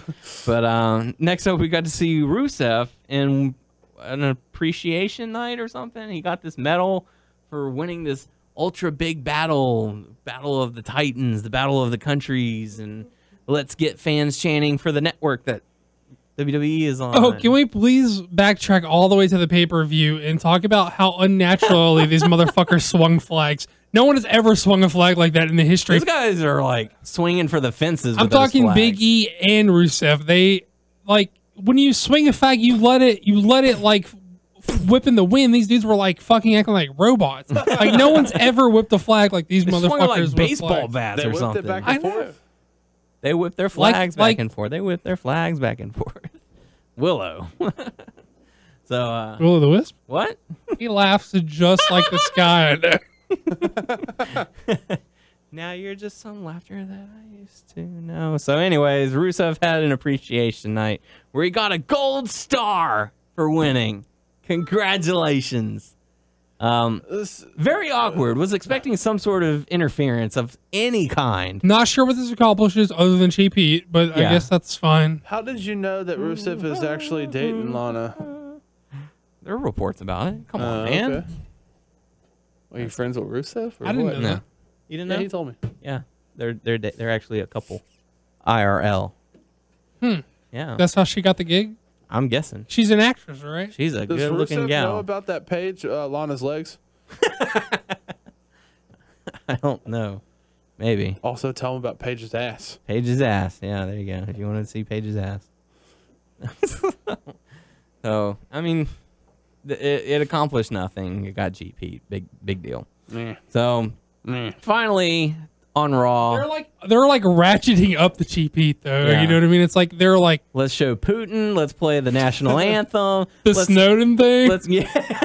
That had to kind of babyface him to some people. Yeah. Let's give him a gold star. What did they and- say about Snowden? They were like they were saying he was mistreated, like he was treated like a hero in Russia, or what did they say about it? Like he was a real patriot, but he got like punished for being such a patriot. Yeah. And so he has to be in Russia now where they appreciate him. Something to that effect, right? Just like we appreciate Rusev. Right. Yeah, something like that. I don't know. Something to play off that. But we got what was supposed to be the main event of Roman Reigns versus Randy Orton. We had the Shield come down and get ready and cut some mic work. Dean Ambrose was like, hey, how do we look? You know, we're kind of beaten to hell. But, you know, Rollins talking about, you know, it's either adapt or perish, and we adapted, and evolution has perished, and they've imploded from the inside. And, you know, Roman Reigns saying, you guys are my brothers. This is, you know, this is evolution. This is the Shield. We are united. So Randy Orton, come on down and receive your ass kicking. And, you know, Orton comes out with Triple H, who has a sledgehammer with him. He said, no, we're not done yet. That was just plan A last night, and now it's time for plan B. And from out of nowhere, Seth Rollins attacks Roman Reigns in the back with a steel chair. And then the look that Ambrose gave him was amazing. Like, Ambrose has really good facial expressions, and he definitely sold that story. Tried to, you know, attack Rollins. What the fuck and are you doing? basically, and Rollins just wailing away on him, breaking a chair over his back, and has turned his back on the Shield and is joined with Evolution. I wonder why they did that. Because I wouldn't think it would be Rollins. Well, I think it would be Ambrose or Reigns. Well, the thing is, for me, like, okay, you know, let's dissect this a little bit. Shield has been very dominant over the past, you know, year and a half, which is how long they've been in the WWE, correct? Had some amazing matches, have elevated themselves to a level that, you know, 3 normal guys coming in singles routes would not have. You know, they've had an amazing run. So, yeah, I understand the need to split them up. You know, I get it. To, you know, obviously you have to have one guy go, you know, at least one guy go heel so that another can elevate even further as a face. I get that. What I don't get, and, you know, I might need some explaining on this one, is why would you leave the winning team to go join the losing team? That's the only thing that I have about this that I don't kind of get. They kidnapped his girlfriend. No, I don't understand the, you know, the psychology. Maybe he wants to receive training from Triple H and Randy Orton to reach levels not reached before. Maybe because of the stroke of the authority. The what? Maybe he thinks he'll get commitment, like a lot of more opportunity because of the stroke of Triple H. Yeah, like I said, to reach new heights or something. But that just doesn't make any sense. But as far as the Shield splitting, I get it. It makes sense. You know, there's not a whole lot more that they can do, you know, Hey, with Evolution, with that group. They're players. Well, man. like Evolution was like, you know, the 3 biggest names that you can throw together that have had success as a faction. So Shield has established themselves above those guys by beating them twice. Maybe he wants to party with Evolution. I guess. I mean, I agree with you to an extent that there's not a lot left for them to do, especially as a trio, because they feuded with every other trio, Right. Which there's only 2, so that's not a lot. And they've But- also had, you know, the mixed groups and Right, stuff. but they've beat the Wyatts. They did beat the Wyatts, right? Beat the Wyatts. They beat the Wyatts. They beat Evolution. So as a trio, there's not necessarily, well, there are comedy trios, but I mean, they're not going to dip to that level Yeah. So I get that there's not necessarily so much more what you can do with them as a team where they're in this. Wyatts beat them. I don't know. Maybe they split. Maybe they Anyway. split a pair. I don't know. I think like it's not necessarily. But I still think there's even less right now for them to do as singles guys. Yeah.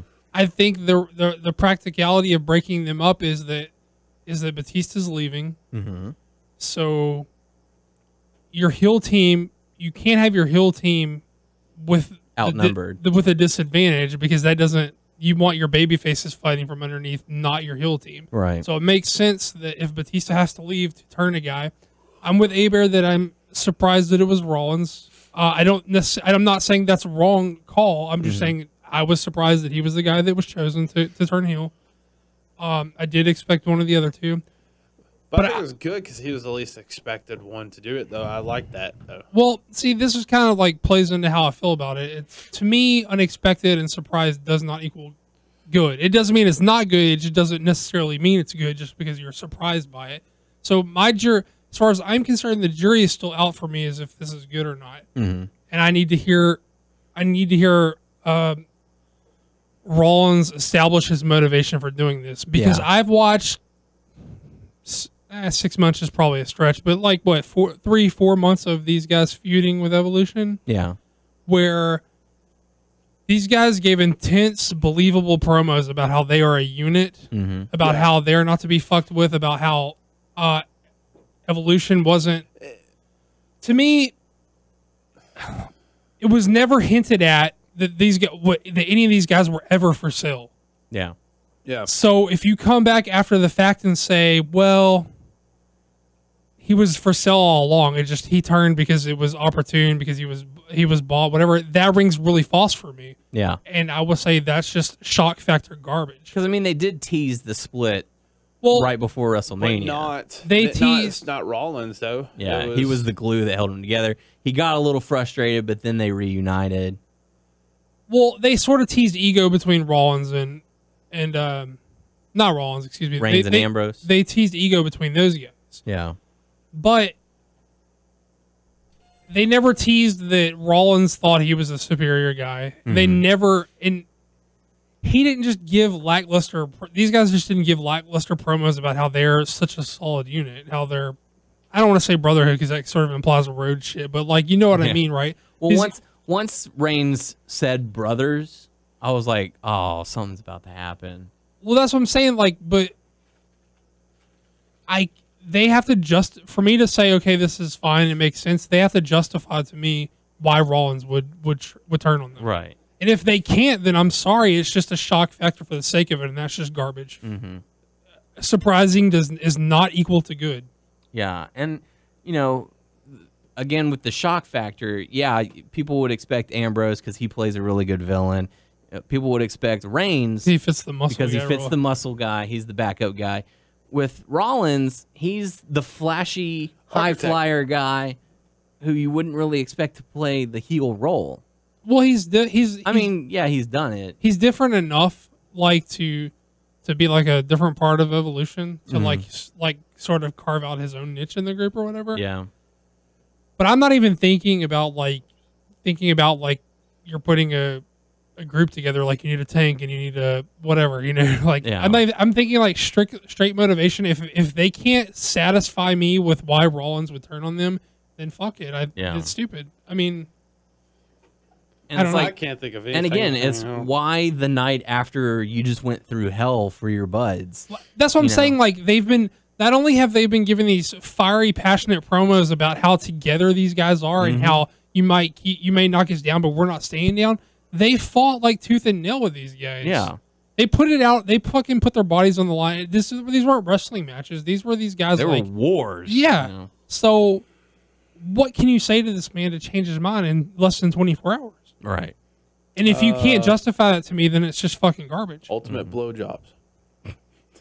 I mean, seriously. No, I can't think of anything. I saw a lot of like in my feed. I saw like, oh fuck yeah, that was awesome. I never saw that coming. But guys, where's it going? Yeah. Like, you also didn't see. You also would have never seen Alicia Fox joining Evolution. It doesn't make it good. You know what I'm saying?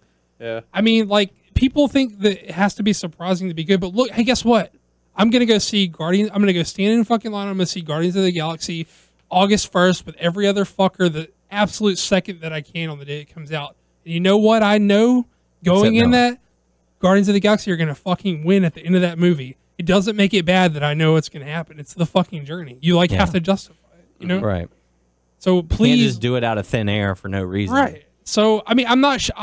I'm sounding super negative about this, and I'm not. this is hypothetical negativity, right? If they this can is just all knee-jerk reaction. if they can justify it to me, then fine, it's all good. Yeah. But if it seems it make sense. it has to jive with the narrative of like the past 4 months where it's horseshit, you know? Right. So they better have a damn good explanation as to why he did this. Right. So there you go. So yeah. I mean we'll have to see where they go from here, but I don't know. It was kind of a heartbreaker to see it happen. I was kind of hoping they'd do it a little bit longer, or even have them come out and say, "Hey, we've accomplished pretty much everything we've set out to accomplish as a group, and it's time for us to see how we do singles or something." I would have been okay with that too, but they did what they did, and we have to wait for an explanation to find out what's going to happen. And the only thing I could even see that they could be grasping at is Rollins saying, "I knew this motherfucker's ego was big, and I knew this motherfucker's ego was big, and I knew it was just a matter of time." Mm-hmm. That's still sort of grasping it because it seems as though they had patched that up, right? Right. That's the only conceivable way I can see they could play it. So he's going to the even bigger ego, right? I mean, Triple H. I mean, that's what I'm saying. It's I don't see a justification for this. Yeah. And so that's why I'm hoping that they can knit one together. It's going to be interesting on Monday, that's for sure. And now, Total Divas with Doug and Tyler. Mostly Doug. No wonder people call you fat on Twitter. Shut up! I have to say, I feel like a real diva. You are a grown-ass woman. Hey, what's up? Hey, I didn't watch it. It's all on Tyler again. Yes. Hey, you shut the fuck up. It's okay. I didn't watch it either. Okay. Well, it wasn't because I don't like it like you. What I liked about this episode, everybody finale. Yeah, finale. So everybody was included. Like they Vinny? had parts. Yes. Oh, Vinny. I'm sorry, Vinny. I missed. Okay, so where to start? Let's start with Brie. So, okay, everyone's getting ready for the WrestleMania season and all this stuff, and It's like Daniel's spot. Yeah. That dickhead. I'm gonna sit in this cush chair. Go ahead. So, I guess that there was a I don't know what you would call it. There was a party stuff for WrestleMania, like a lot of stars were there and all the superstars were there dressed up, and Natalya was in her dress interviewing everybody and all that stuff. For WWE? Yeah, WWE. I don't know where they showed this because I don't remember this on the app or anything else, so I don't know what the hell they showed this for. And she was trying to ask all these questions, then what if it was like not for anything? Like if they pan the camera back, like her microphone isn't even plugged in. She's just like interviewing. I'm sorry, I'm fucking you up. I'm sorry. No, that's fine. What was funny is there was one point she was interviewing Tyson or TJ, and she was trying to act like a professional and all that stuff, but you could tell like she didn't want to. It was funny. That was just a small part. So at the party, who was there? I think Vinny was there at that part, but they had also Brie and Nikki's brother family, but the brother was there too. And what was it? I'm trying to remember. Oh yeah, they talked about different stuff, and later on, that's when the brother and John Cena talked. Like, oh, you're really cool about all this stuff. Is this the first time they met? No. That's the first time that we saw interaction between them on TV. And I was like, oh, that's really cool that, you're cool about this. I was mad because she lied to us and all this stuff. And it's like, John was like, oh, yeah. He didn't really say that much, but he just nodded and he just didn't really show that much emotion. Well, he did the thing where earlier in the season where he played off as like, not the time or the place or whatever. Yeah. Well, like, they should have had the brother be like, yeah, I was really unjustifiably mad about that. I really overstepped my bounds and acted completely ignorant. Yeah. No, go ahead. I'm just going to continue the storyline with Nikki. It's your world. It's your diva. It's your total divas world. I'm just living in it. I like that. Okay. This is your time to shine. Next season, we'll try to get back on the same page. I've been crazy busy. Oh, that's fine. Go ahead. They got to a point. I forgot where they were, but then later on, what's the brother's name? JJ. The Bella brother? Yeah. Let's call him BB. BB. Okay, let's call him BB. So Bella brother. yeah. Butthole brother. Later on, shoot, I totally feel like I'm going out of order, but oh well. BB was talking to Nikki, and was like, you know, John was really cool about all that stuff that, you know, and she was like, oh shit. Did she get mad? Because I feel like she was freaking out. She get mad at him? No, well, yeah, she did. Did she confront him? Because I feel like he needed to be confronted at the house, but he wasn't. Well, they showed a recap of at the beginning of the episode of last week, and I guess I missed this part, but she did say, and the brother's like, so how did John react to it? She said, good.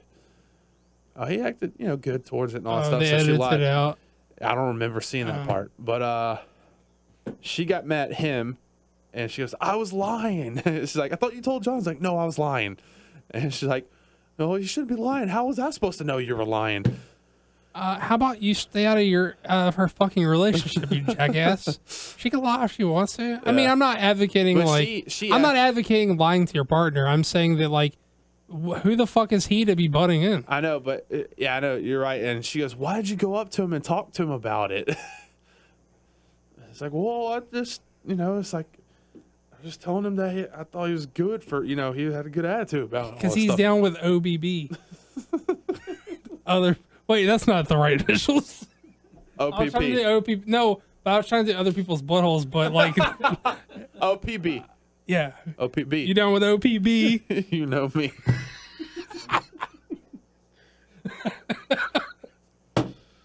At that point when they were talking, that was. I'm so glad he just goes along with it whenever we bring up. He's like, oh yeah, you know. You can't break his stride. You're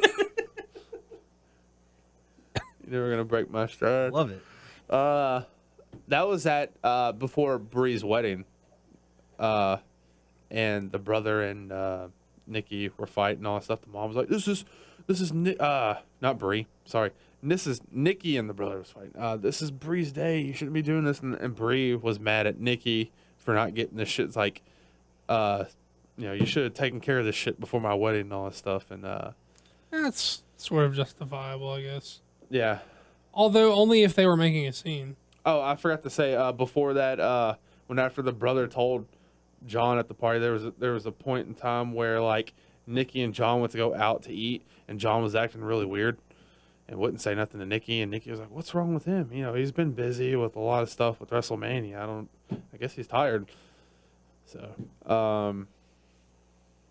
the wedding was pretty cool. Looks like John Cena was crying. Was it like you were there? Yeah, I was there. One thing I want to know Spirit, is, you were there. Okay, Bryan Danielson made a lot of friends in the past, I guess, you know, through wrestling and all that stuff. I didn't see anyone. Maybe they just weren't on camera. Probably so, because there was like... Who were his groomsmen? I don't recognize any of them. There wasn't too many people in the audience or chairs or whatever, so I was like, huh, that's pretty small, but I don't know. You would think that he would invite all his friends, because he would have a lot of friends, you know, from the... Yeah, I'm sure. So no telling. I guess they were off camera, I would assume. Everyone was having a good time. They brought Josie. I like Josie. Yeah, she's cute. Everyone came in, then someone walked Josie down the aisle. Was she like a flower girl or ring bearer or something? No. That's cool. I like that dog. But it was much better than Natalia and TJ's cat, which is fucking ugly. Yeah. Yeah. Fuck your cat. So messed up. That cat's fucking ugly. Yeah, it is. But it was really touching and all that stuff to see, you know, the whole wedding and, you know, I guess, what do you call it, vows when they talk to each other. Changing vows. Yeah, and all that stuff. That was really nice.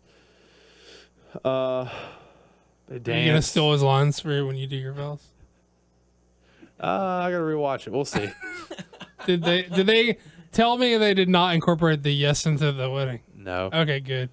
There was this weird classy people. There was this weird thing. I don't know. I got to rewatch it, but they were dancing. They were going like something, and they did this, and they did, I don't know. It was all weird. They did. Do you remember that one time when Brian just got off NXT and they had him do that dance that one time, and he was doing like backwards rolls and stuff? He had when they had all the divas on his arms and stuff, and it was really super weird. Yeah. Do you remember what I'm talking about? I don't remember that part. Okay. It was like post NXT, but before he started doing anything of note. And then after the wedding, Nikki.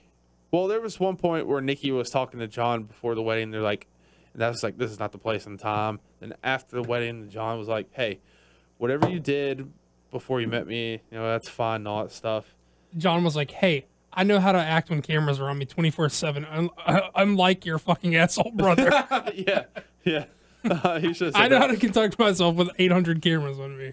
Everything is cool, baby. It's like, I'm used to having cameras on me. Your brother's not. He's a douche. He needs to shut the fuck up. But no, he's like, that's fine. It's like, I wish you would have told, or she's like, you told some other people. I wish I was like high on the totem pole, and you wish you told me and all that stuff. But she's like, oh, you are, and blah blah blah. And he did his impression of a totem pole. It was weird. That makes sense. Some of them had wings. Yeah, he did like that and rolled his eyes up. I don't know what was going on. Was he wearing like some ridiculous? You know how he looks weird in suits because he's so fucking muscled out. Yeah. Was he wearing? Did he look weird in some suit? That's how he always looks. Yeah. But well, when he tries to wear a super modern suit, it looks even worse. He should stick to the classics and maybe not do a tie because his neck's too fucking big. Holla at your boy John. I got fashion tips. They hugged out and it's all good for them. It out. They hugged out. Bring it in. It out. They fucked it out. Off camera.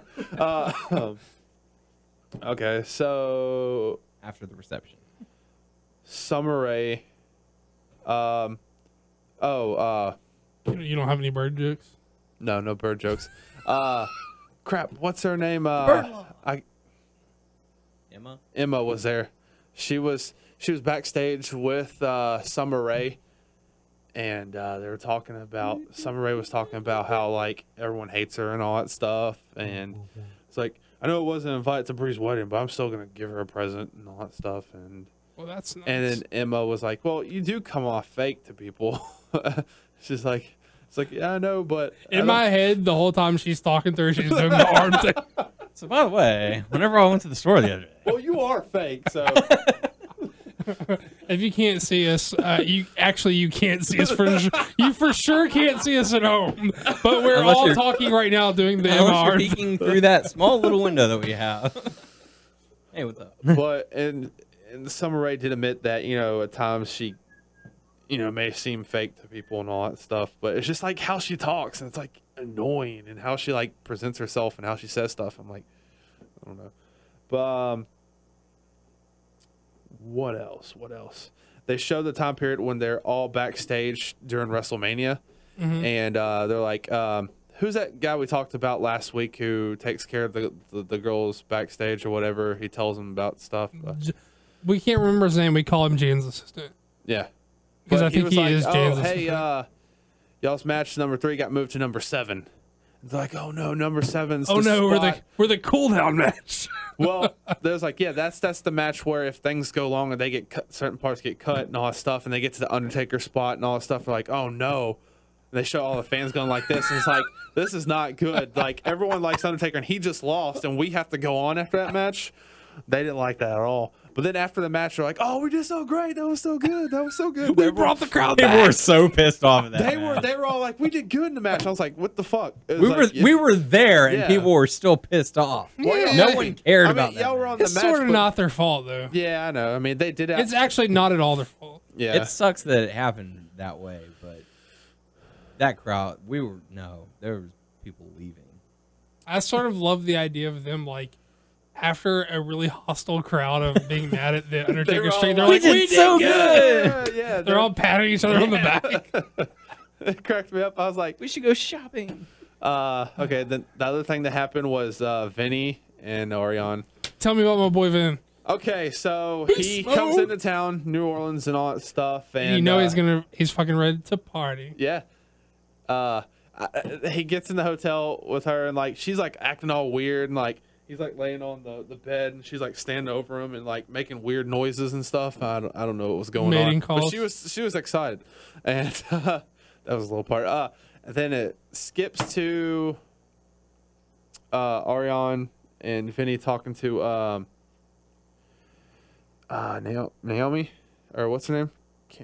No, Naomi. Cameron's her character name. Okay. They were talking to her and all that stuff, and I was like, they were talking about how Vinny and Ariane love each other, but it's like, I've never heard you say you love him to Vinny. And she would like bring up like, oh yeah, I do, and all that stuff, and then that stopped. And then later on, it was, I don't know how we got to this point, but it was Vinny, Ariane, and Ariane's mom.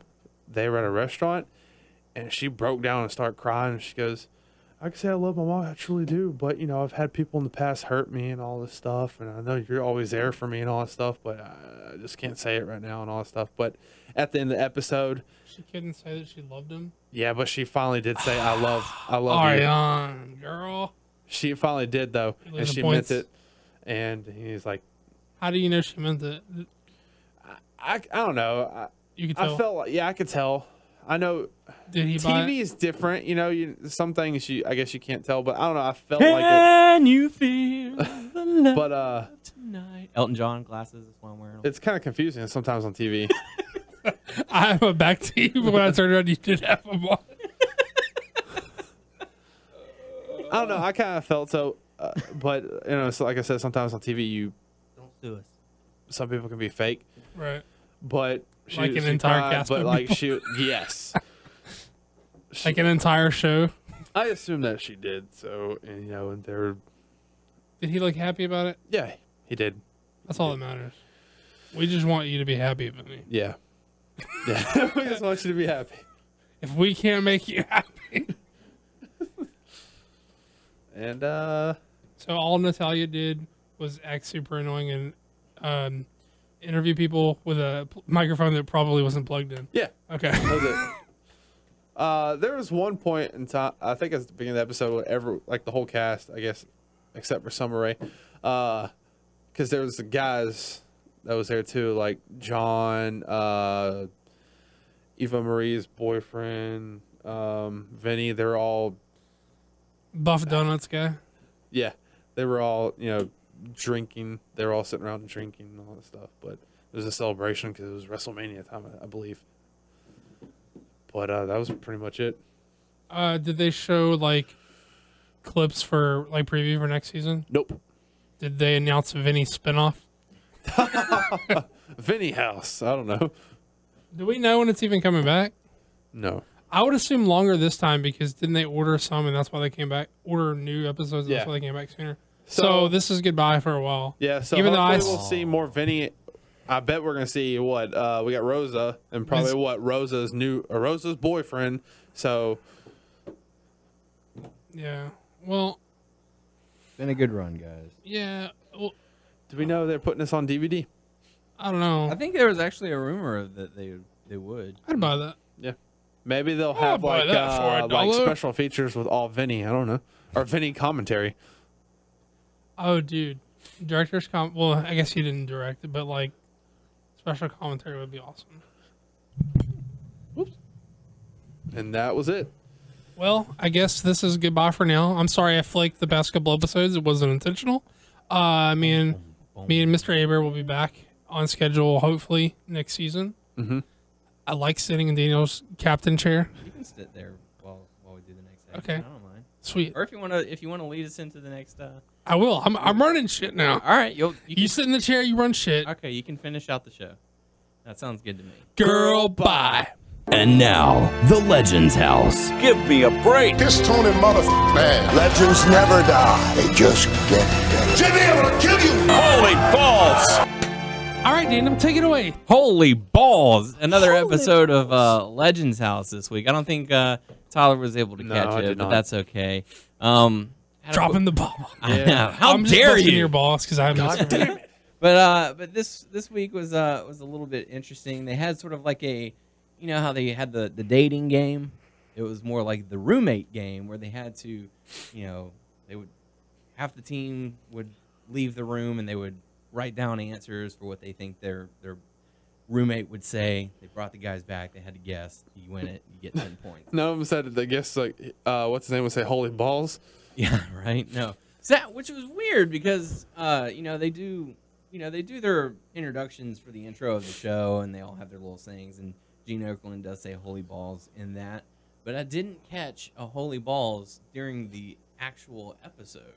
So this might be the first time that we missed this, which is groundbreaking. Groundbreaking TV is what we're getting here, folks. Breaking news. But no, they had to do the roommate game. And it was really funny because you had Jimmy Hart teamed up with Hillbilly. You had Piper teamed up with Hacksaw. Finkel with who is he teamed up with? Or was it Finkel and I can't remember off the top of my head. Anyways, they had to do that. The main story of this was that Roddy Piper, being the heel that he is, was cheating with Hacksaw Jim Duggan. In my head, it was like cheating on his wife. Yeah, no, he was. They were, they would have brief segments where they're okay, yeah, great answer, good job, stuff like that. And so while that was going on, they would hear the questions being asked, because they would go down the line. They'd start at one end, go to the end, and as the intermission was happening between going from one person to the next, Hacksaw would go over to Piper and be like, "It's roast beef." And then Piper would say, "My family," and just like they'd give each other the answers. But what was weird is that Jimmy Hart, whenever his roommate would say the answer, he would cross his fingers. "Oh, please just get it. Please get it." And they're like, "Hey, he's cheating. He's giving signals. He didn't put his hands up until you said the right answer." They were like, "Is it going to be this or this?" And that's whenever he put his hands up. And he's like, "I didn't do anything. I don't know what you guys are talking about. That's, that's ridiculous." And so it comes down to the final answer. If you were given, like $1,000 or $10,000, what would you spend it on? And so, Tony Ellis. Foot fetish porn. So, Jimmy Hart. It was Jimmy Hart and Pat Patterson. Was it? I don't remember. No, it was Jimmy Hart and Hillbilly Jim. That's who was teamed up, and it was Finkel and Pat Patterson. There we go. Now I'm getting it. So, Hillbilly Jim and why do I keep blanking on the names? Jimmy Hart are in the lead, and they're coming down, and Piper actually wrote down the answer on his hand and was going like, putting his hand out for Duggan to see.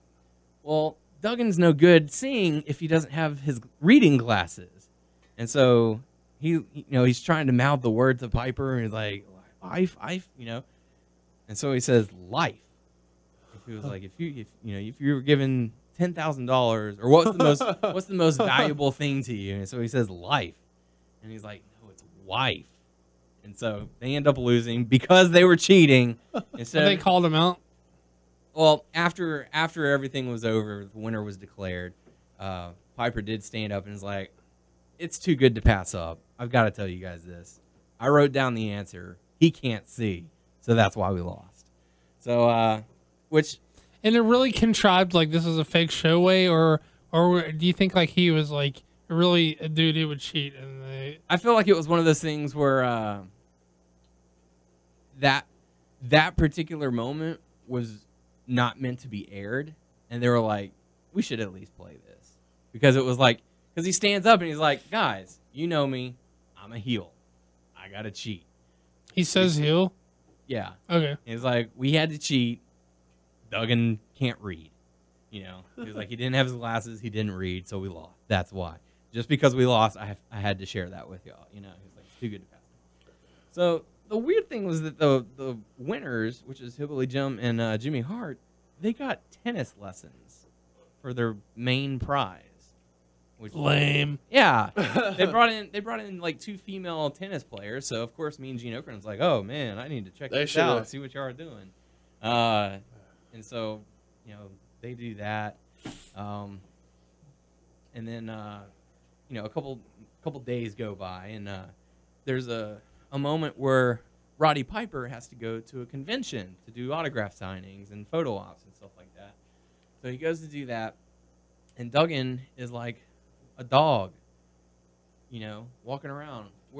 Where'd he go? Where's my friend? I don't know where he is. Calling him on the phone. Hey, man, I miss you. You should come back soon. I don't have anyone to talk to around here. I can definitely sympathize because I think I don't remember. Is that how you are with us? Not you assholes. No, I'm just kidding. But like, I think it was like first grade or something. Like my best friend got taken to another class, or he got taken out to do something else or whatever, and he didn't like. I totally cried because he wasn't like. We always ate lunch together, and he wasn't there that day, and I was really bummed out about it. I totally cried. So I can sympathize. Back in first grade, when you were like 6 or 7, something like that. Probably 6. Not 65. No. Well, I'm not even 65 yet. No, you're not. He didn't cry though. Did he cry? He was getting kind of emotional about it. Maybe he's a sweet old man. Yeah, well, I understand. He's a sweet old patriotic man. Because whenever they first started the show, they didn't know each other very well. They're roommates together, and they bonded. They had a bond, and he felt like he didn't have anyone to talk to now because that was his boy. That's who he went to talk to. You're my boy. That's his boy. And so, I mean, he would call him and just wait by the phone. Tony Atlas would talk to him. And yes, he would. But like he even came back and was, you know, like he was walking through the house and went to go get something. And he'd go up to like Patterson and be like, "Hey, did you happen to hear the phone ring or anything? I just want to make sure that I don't miss a call from Piper." So that's cute. Yeah, it was cute. But in order to make up for Piper's absence, they brought in someone to go take the guys fishing. And that was Shawn Michaels. They brought in HBK to go take them fishing and just have a nice day out on the water. Don't you mean hashtag HB Shizzle? No, I don't. I mean Shawn Michaels. The heartbreak old guy. That was before HB, whatever. Yeah, it actually was. It was probably like a year and a half before. So HBK brings them out on the boat. They go. No S's in Heartbreak. No shizzles. And so they're out having a good time. They're trying to convince HBK. They're like, "Hey, if they do a season 2 of this, are you going to do it?" And he's like, "No, I can tell you guys are like about to snap. There's no way I would ever do something like this." He was like, "I could barely stand any of you. Put me here for a month, I'll lose my mind." And Howard Finkel, he's holding out for the DX edition. Yes. So, but Howard Finkel, apparently this was his first time ever fishing. And so he was like, "I don't know anything about this. I just know you cast your reel. When you see the rod start to bend, you know," they said, "you'll know when you caught something." And so they show him. He's like, you know, his reel is bending. He's trying to reel it in. "Oh, I think I got something. Oh, I think I got something." It was a stick. I thought you were gonna say boot, like an old boot. Oh yeah. I always see that in like TV shows. Yeah, or whatever. it's always an old leather boot or something like that. But no, it was a long stick. He caught a stick. Oh, that's kind of depressing. But there were a couple of people who did catch something, and you know, Hillbilly Jim caught one, and I think Mean Gene caught one as well. And they caught a couple fish. They brought it home to cook, and so Okerlund was trying to clean it, and Jimmy Hart's always, you know, "Oh, make sure you know, oh, that doesn't look good to me, but you know, don't hurt yourself. I'll be here if you get a first aid kit, you know." And so he's surrounding Okerlund while he's trying to clean the fish. And he's like, "Dude, go away." He's like, "Hey man, I'm just trying to help. I'm not trying to, you know, I'm just here if you need me. That's all. You just come, you know, just call me if you need me. I'll be right here." So yeah, and then they had the fish, and that was about it. He ate the fish. He didn't eat a potato. He didn't eat the fish. No, he was like, "Oh, I don't want any of that." Do you like the fish? I don't mind going fishing. I hate it. I have not been in many a year. It's probably been about 5 or 6 years since I went last. Do you like the fish? I prefer fishing over hunting. I don't like the fish or hunt. I'm not big on outdoors stuff. Like I like swimming. I have no problem with that. I don't mind going to the beach every once in a while. Yeah, I prefer a pool, a nice clean pool. Yeah, no sand. No sand. So, yeah. I don't have to like get all nasty putting the worm on my hook and shit. Or shrimp, or whatever. Yeah, whatever bait you use. Whatever those little baby things are. You can use bait. So. But yeah, I forget what. Oh, next week they're doing the live roasts. That's what I thought this episode was going to be about because Yeah. I remember seeing the commercial. That'll be next week, or I should say this week, where everyone has to roast one another, and apparently Feelings get hurt. People get butt hurt, and feelings get high, and everyone's walking on eggshells apparently. So Yes. holy balls. Holy balls. Yeah. So there you go. That's this week's episode of Legends House. Tune in next week for another exciting episode. So there you go, Doug. Take it away. I don't think we have any hot topics. Nothing is listed. Nothing that I saw. I mean, unless there's something you guys want to discuss. I don't think so. So moving right along to the Q&A portion of this. So your questions and our answers. First one coming to us from Thomas. Drop it low, son. Drop it low, son. Drop it low, son. Thomas says, hey, fellas, a special throwback question this week. Who do you think would win in the Elimination Chamber match where Daniel is the special guest referee? Woo! Cousin Doug. I hate that. Listen, you know I hate that. Current Doug. Tyler the Cream A-Bear. Current Tyler. The Tree. You also know I hate that. Listen. Straight off his feet with Cena. And Glacier. So Cousin Doug, current Doug, Tyler the Cream A-Bear, current A-Bear, Tree, and Glacier. Tyler, I'll let you take it away. This is your baby. Glacier. Glacier wins? Yeah, Glacier wins, man. He's the only legit wrestler out of the 6 options. Who do you think? I'd probably go with Glacier as well. I'm going with current Doug. Well, I am the ref in this, so it's up to you. Well, Cousin Doug I will be sucks. fair and impartial. Never bring up Cousin Doug again. Never bring up the Tree again. And Tyler is like way too nice. Tyler's always concerned with other people's feelings, and I don't know, man. I think he'd go bear mode in the cage.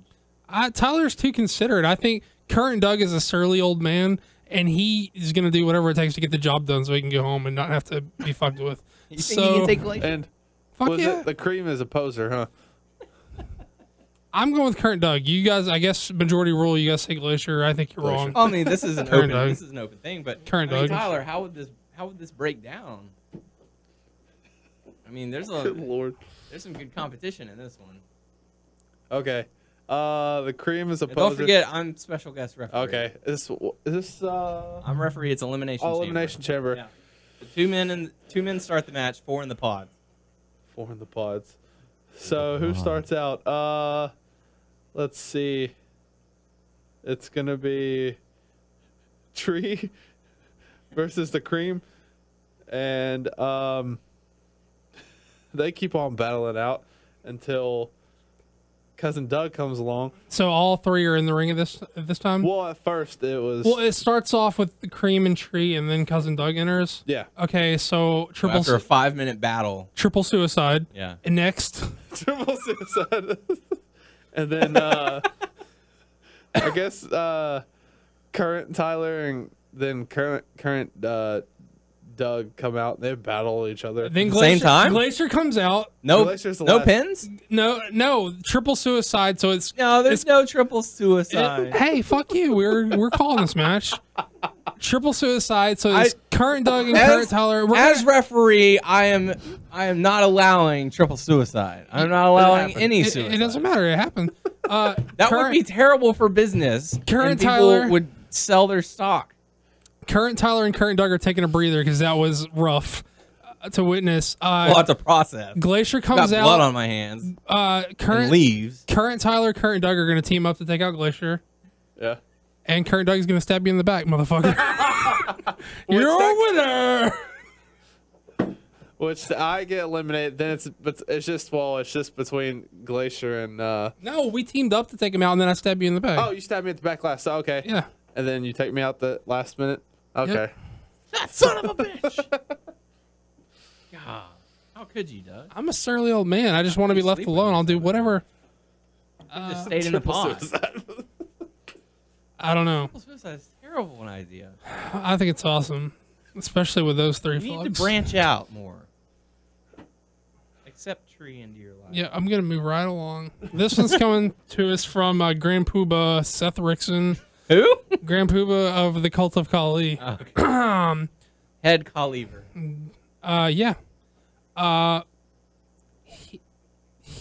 Seth says, would you consider these a quality taco? See picture. Yeah, he posted some pictures on our Facebook page. I'm half expecting like pornography. This is called the taco. Yeah, scroll down a little bit. Wait, go up and the user comments, right side, down just a little bit. Nope. There you go. Down. Aha! Yeah, there you go. Would you consider those to be quality tacos? There are Click this? There's 4 pictures. Yeah, click on it. There's 4 pictures in all. You got to click it. Yeah, there you go. Click it for go it. ahead and click the picture itself. Yeah. There you go. These are actual tacos. That's he's grilling some chicken to put on some tortillas. Click the next one. Looks fucking tasty so far. Tasty. So that's what he's got going. Looks tasty. Do the next one. That's what he's got. Ooh. He's got some rice and peppers and beans. Soft to add on there. Soft tacos. Soft tacos. And that's one more. Cheese. Do you consider those quality tacos? Yes. I would say fold them up and you've got yourself a taco, sir. I say this is food porn. I'm not a big bean or rice guy, so I could do without those, but those do look pretty tasty. I say number 1, fuck yes, those look tasty. I would consider those quality tacos. And 2, I make a motion that we elect Seth official podcast chef. Can I get a second? Yes. I'd have to see more work. Oh. I'd have to see a little bit more work before I agreed. I made a motion. He seconded. Well, I'm giving my opinion on this situation here. That's all. Okay. It looks fucking good. Yeah, it looks pretty tasty. Before you know it, he's gonna make us tacos. It's gonna have like Indian food in it. He's gonna poison us. Ship those motherfuckers over here. Where does Seth live? Let's click on his thing. Also, he changed all his pictures. Wisconsin? Do you guys like how he turns all his pictures to catfish? That was that one. Let's see where he lives. On here. It's all about catfish now. He may be mad. Maybe he is a catfish. Yeah. Maybe that's him in that picture right there. It might be blowing up his spot by saying where he lives. I don't know. Yeah. He's from India. Yes. Well, Seth, those look tasty. I wish we had some right now. All right. So okay. There you go. So next. Hey, I'm running this shit. Okay. Hey, I'm just moving it along. This is coming to us from Ben Folds. He says, "Hey guys," with an exclamation point. Say hi, Tyler. That's my boy. Hi. That's your best friend. Best friends forever. BFF, man. BFF. Loved this episode and how long it was. And I feel like the longer the episode, the better and more fun it is. I don't think those are mutually exclusive, but okay. And I want to say thank you guys for giving me the opportunity to be the prize pack winner. You're welcome. Woo. And you guys made my day. You're welcome. Hey. I do have a question this week. I wanted to start getting into Chikara, and I was wondering, is there, I guess that's supposed to be any DVDs I should get, and which talent I should keep my eye on. Thanks, guys, and keep up with the awesome work. You're putting out a great podcast. Well, thanks, Ben. Thank you. Yeah. Glad you want to get into Chikara. It's a great product. You should definitely check it out. I would suggest that you jump on with this season. There's only been one show so far this season, and that's where I would suggest that you start. I think it's a pretty good jumping on point. What do you think, Tyler, as a jumping on point? Yes. I mean, there was a few references that they made that I was kind of lost on, but I mean, for the most part, you're never going to jump in and get everything. Yeah. So for the most part, I was there for, right. I understood now everything. Would be the time to start. Yeah. Now's the time to hop in. I would definitely suggest that you can. Has not been a DVD or MP4 released yet, but you can hop on to smvod.com and stream it. I believe it's like, what is it, like $15, $12? 12, something like that. If you want to wait a couple more weeks, they're probably going to have an MP4 and or DVD. We don't know if they're going to continue the physical media, but you'll definitely have an MP4. I would say start there, watch the show. I think it's a pretty good jumping on point. It is the start of the season. I think the commentary does a good job of explaining to you as much as you need to know to jump in. Here's the 60-second version of all you need to know, or at least to get you started. A year ago, Chikara shut down. It sort of splintered into these other federations that just happen to spell out Chikara. The Wrestling Is universe. Groups from the past who tried to take over Chikara began shutting all those down. Icarus rallied the troops to make a stand against these guys at National Pro Wrestling Day.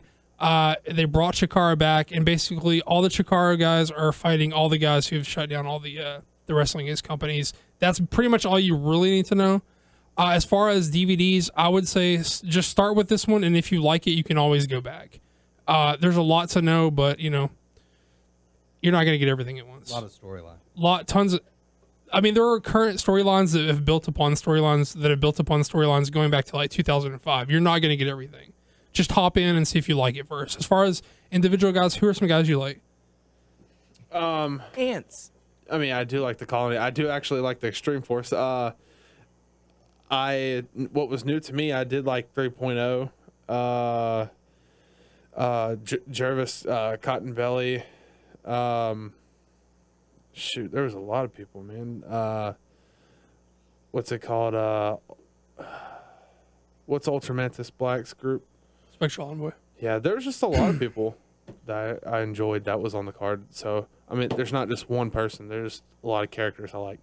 Yeah, some of my favorites are definitely Ultramantis Black. From a character standpoint, I think he's probably one of the best. As far as in-ring guys go, I like Eddie Kingston a lot. He's a tremendous promo, and he's great in the ring. Green Ant is terrific in the ring. I like Fire Ant a lot. I did like the throwbacks.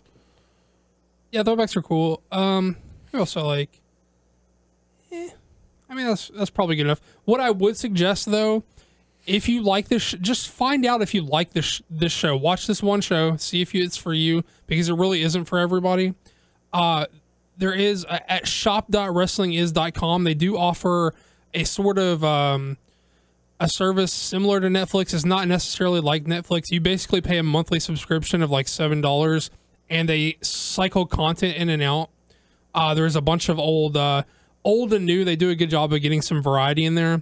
Chikara shows, Kaiju Big Battle shows, and a lot of the Wrestling Is shows. So basically for like $7 a month, they cycle content in and out. And unfortunately, you can't watch it consecutively to get a real sense of the storyline. And that's a big part of Chikara is the story, but you'll at least figure out if this is for you or not. So, and you can always hit me up. I'll be happy to answer any questions that I can as far as that stuff goes.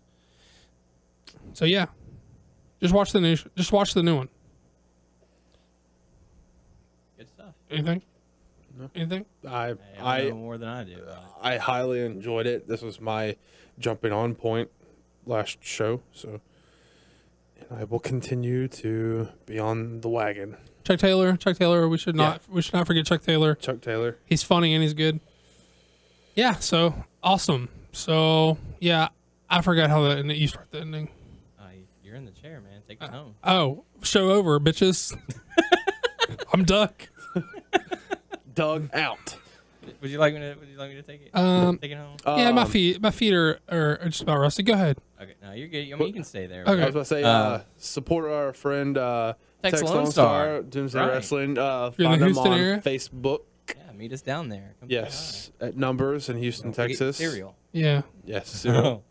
So there you go. Thank you for the questions. Make sure to submit your questions on our Facebook page, WNS Podcast, our YouTube page, WNS Video. Check us out on WrestlingNewsSource.com, WrestlingNewsSource.com on Facebook, and you can subscribe to us on iTunes by searching Wrestling News Source Podcast. We are on Stitcher, Player.fm, and Beyond Pod. Just search Wrestling News Source Podcast to find us. Keep pounding that desk. For Twitter, the main site's at WNS Source. We are at WNS Podcast. Daniel's at WNS_Daniel. Tyler's at Tyler_Abear. Tex Lonestar probably doesn't know what a Twitter is. Yeah. Support Doomsday Wrestling. You definitely want to go to doomsdaywrestling.com. Make sure you do that. Top Rope Tuesday. Check them out. Thank you to those guys for all they've done. Productions.com. Thank those guys as well for all they've done. NightmareProWrestling.com. Thank that dude for all he's done. Asteroid Belt Company. Thank that dude for all he's done. Good stuff. Taco Bell, thank you for all you've done. There you go. For the podcast crew, I am Daniel. I like how Seth was like, do you consider these good tacos? Like, first of all, yes, those are some good looking tacos, but man, I'm happy with Taco Bell, so of course those look good. Just about any taco, as long as they're tasty, as long as they're not poisoned. Yeah. Send us some tacos. What were you slowing me down? Oh, okay. I don't know. For the podcast crew, I am Doug. I'm Daniel Heron. No, you are not. I'm Daniel Heron. I'm your mom. I'm Doug. No, you are not. I'm Tyler Aber. No, you're not. I'm Tyler Aber's butthole. Peace, bitches. And we will catch you all next week.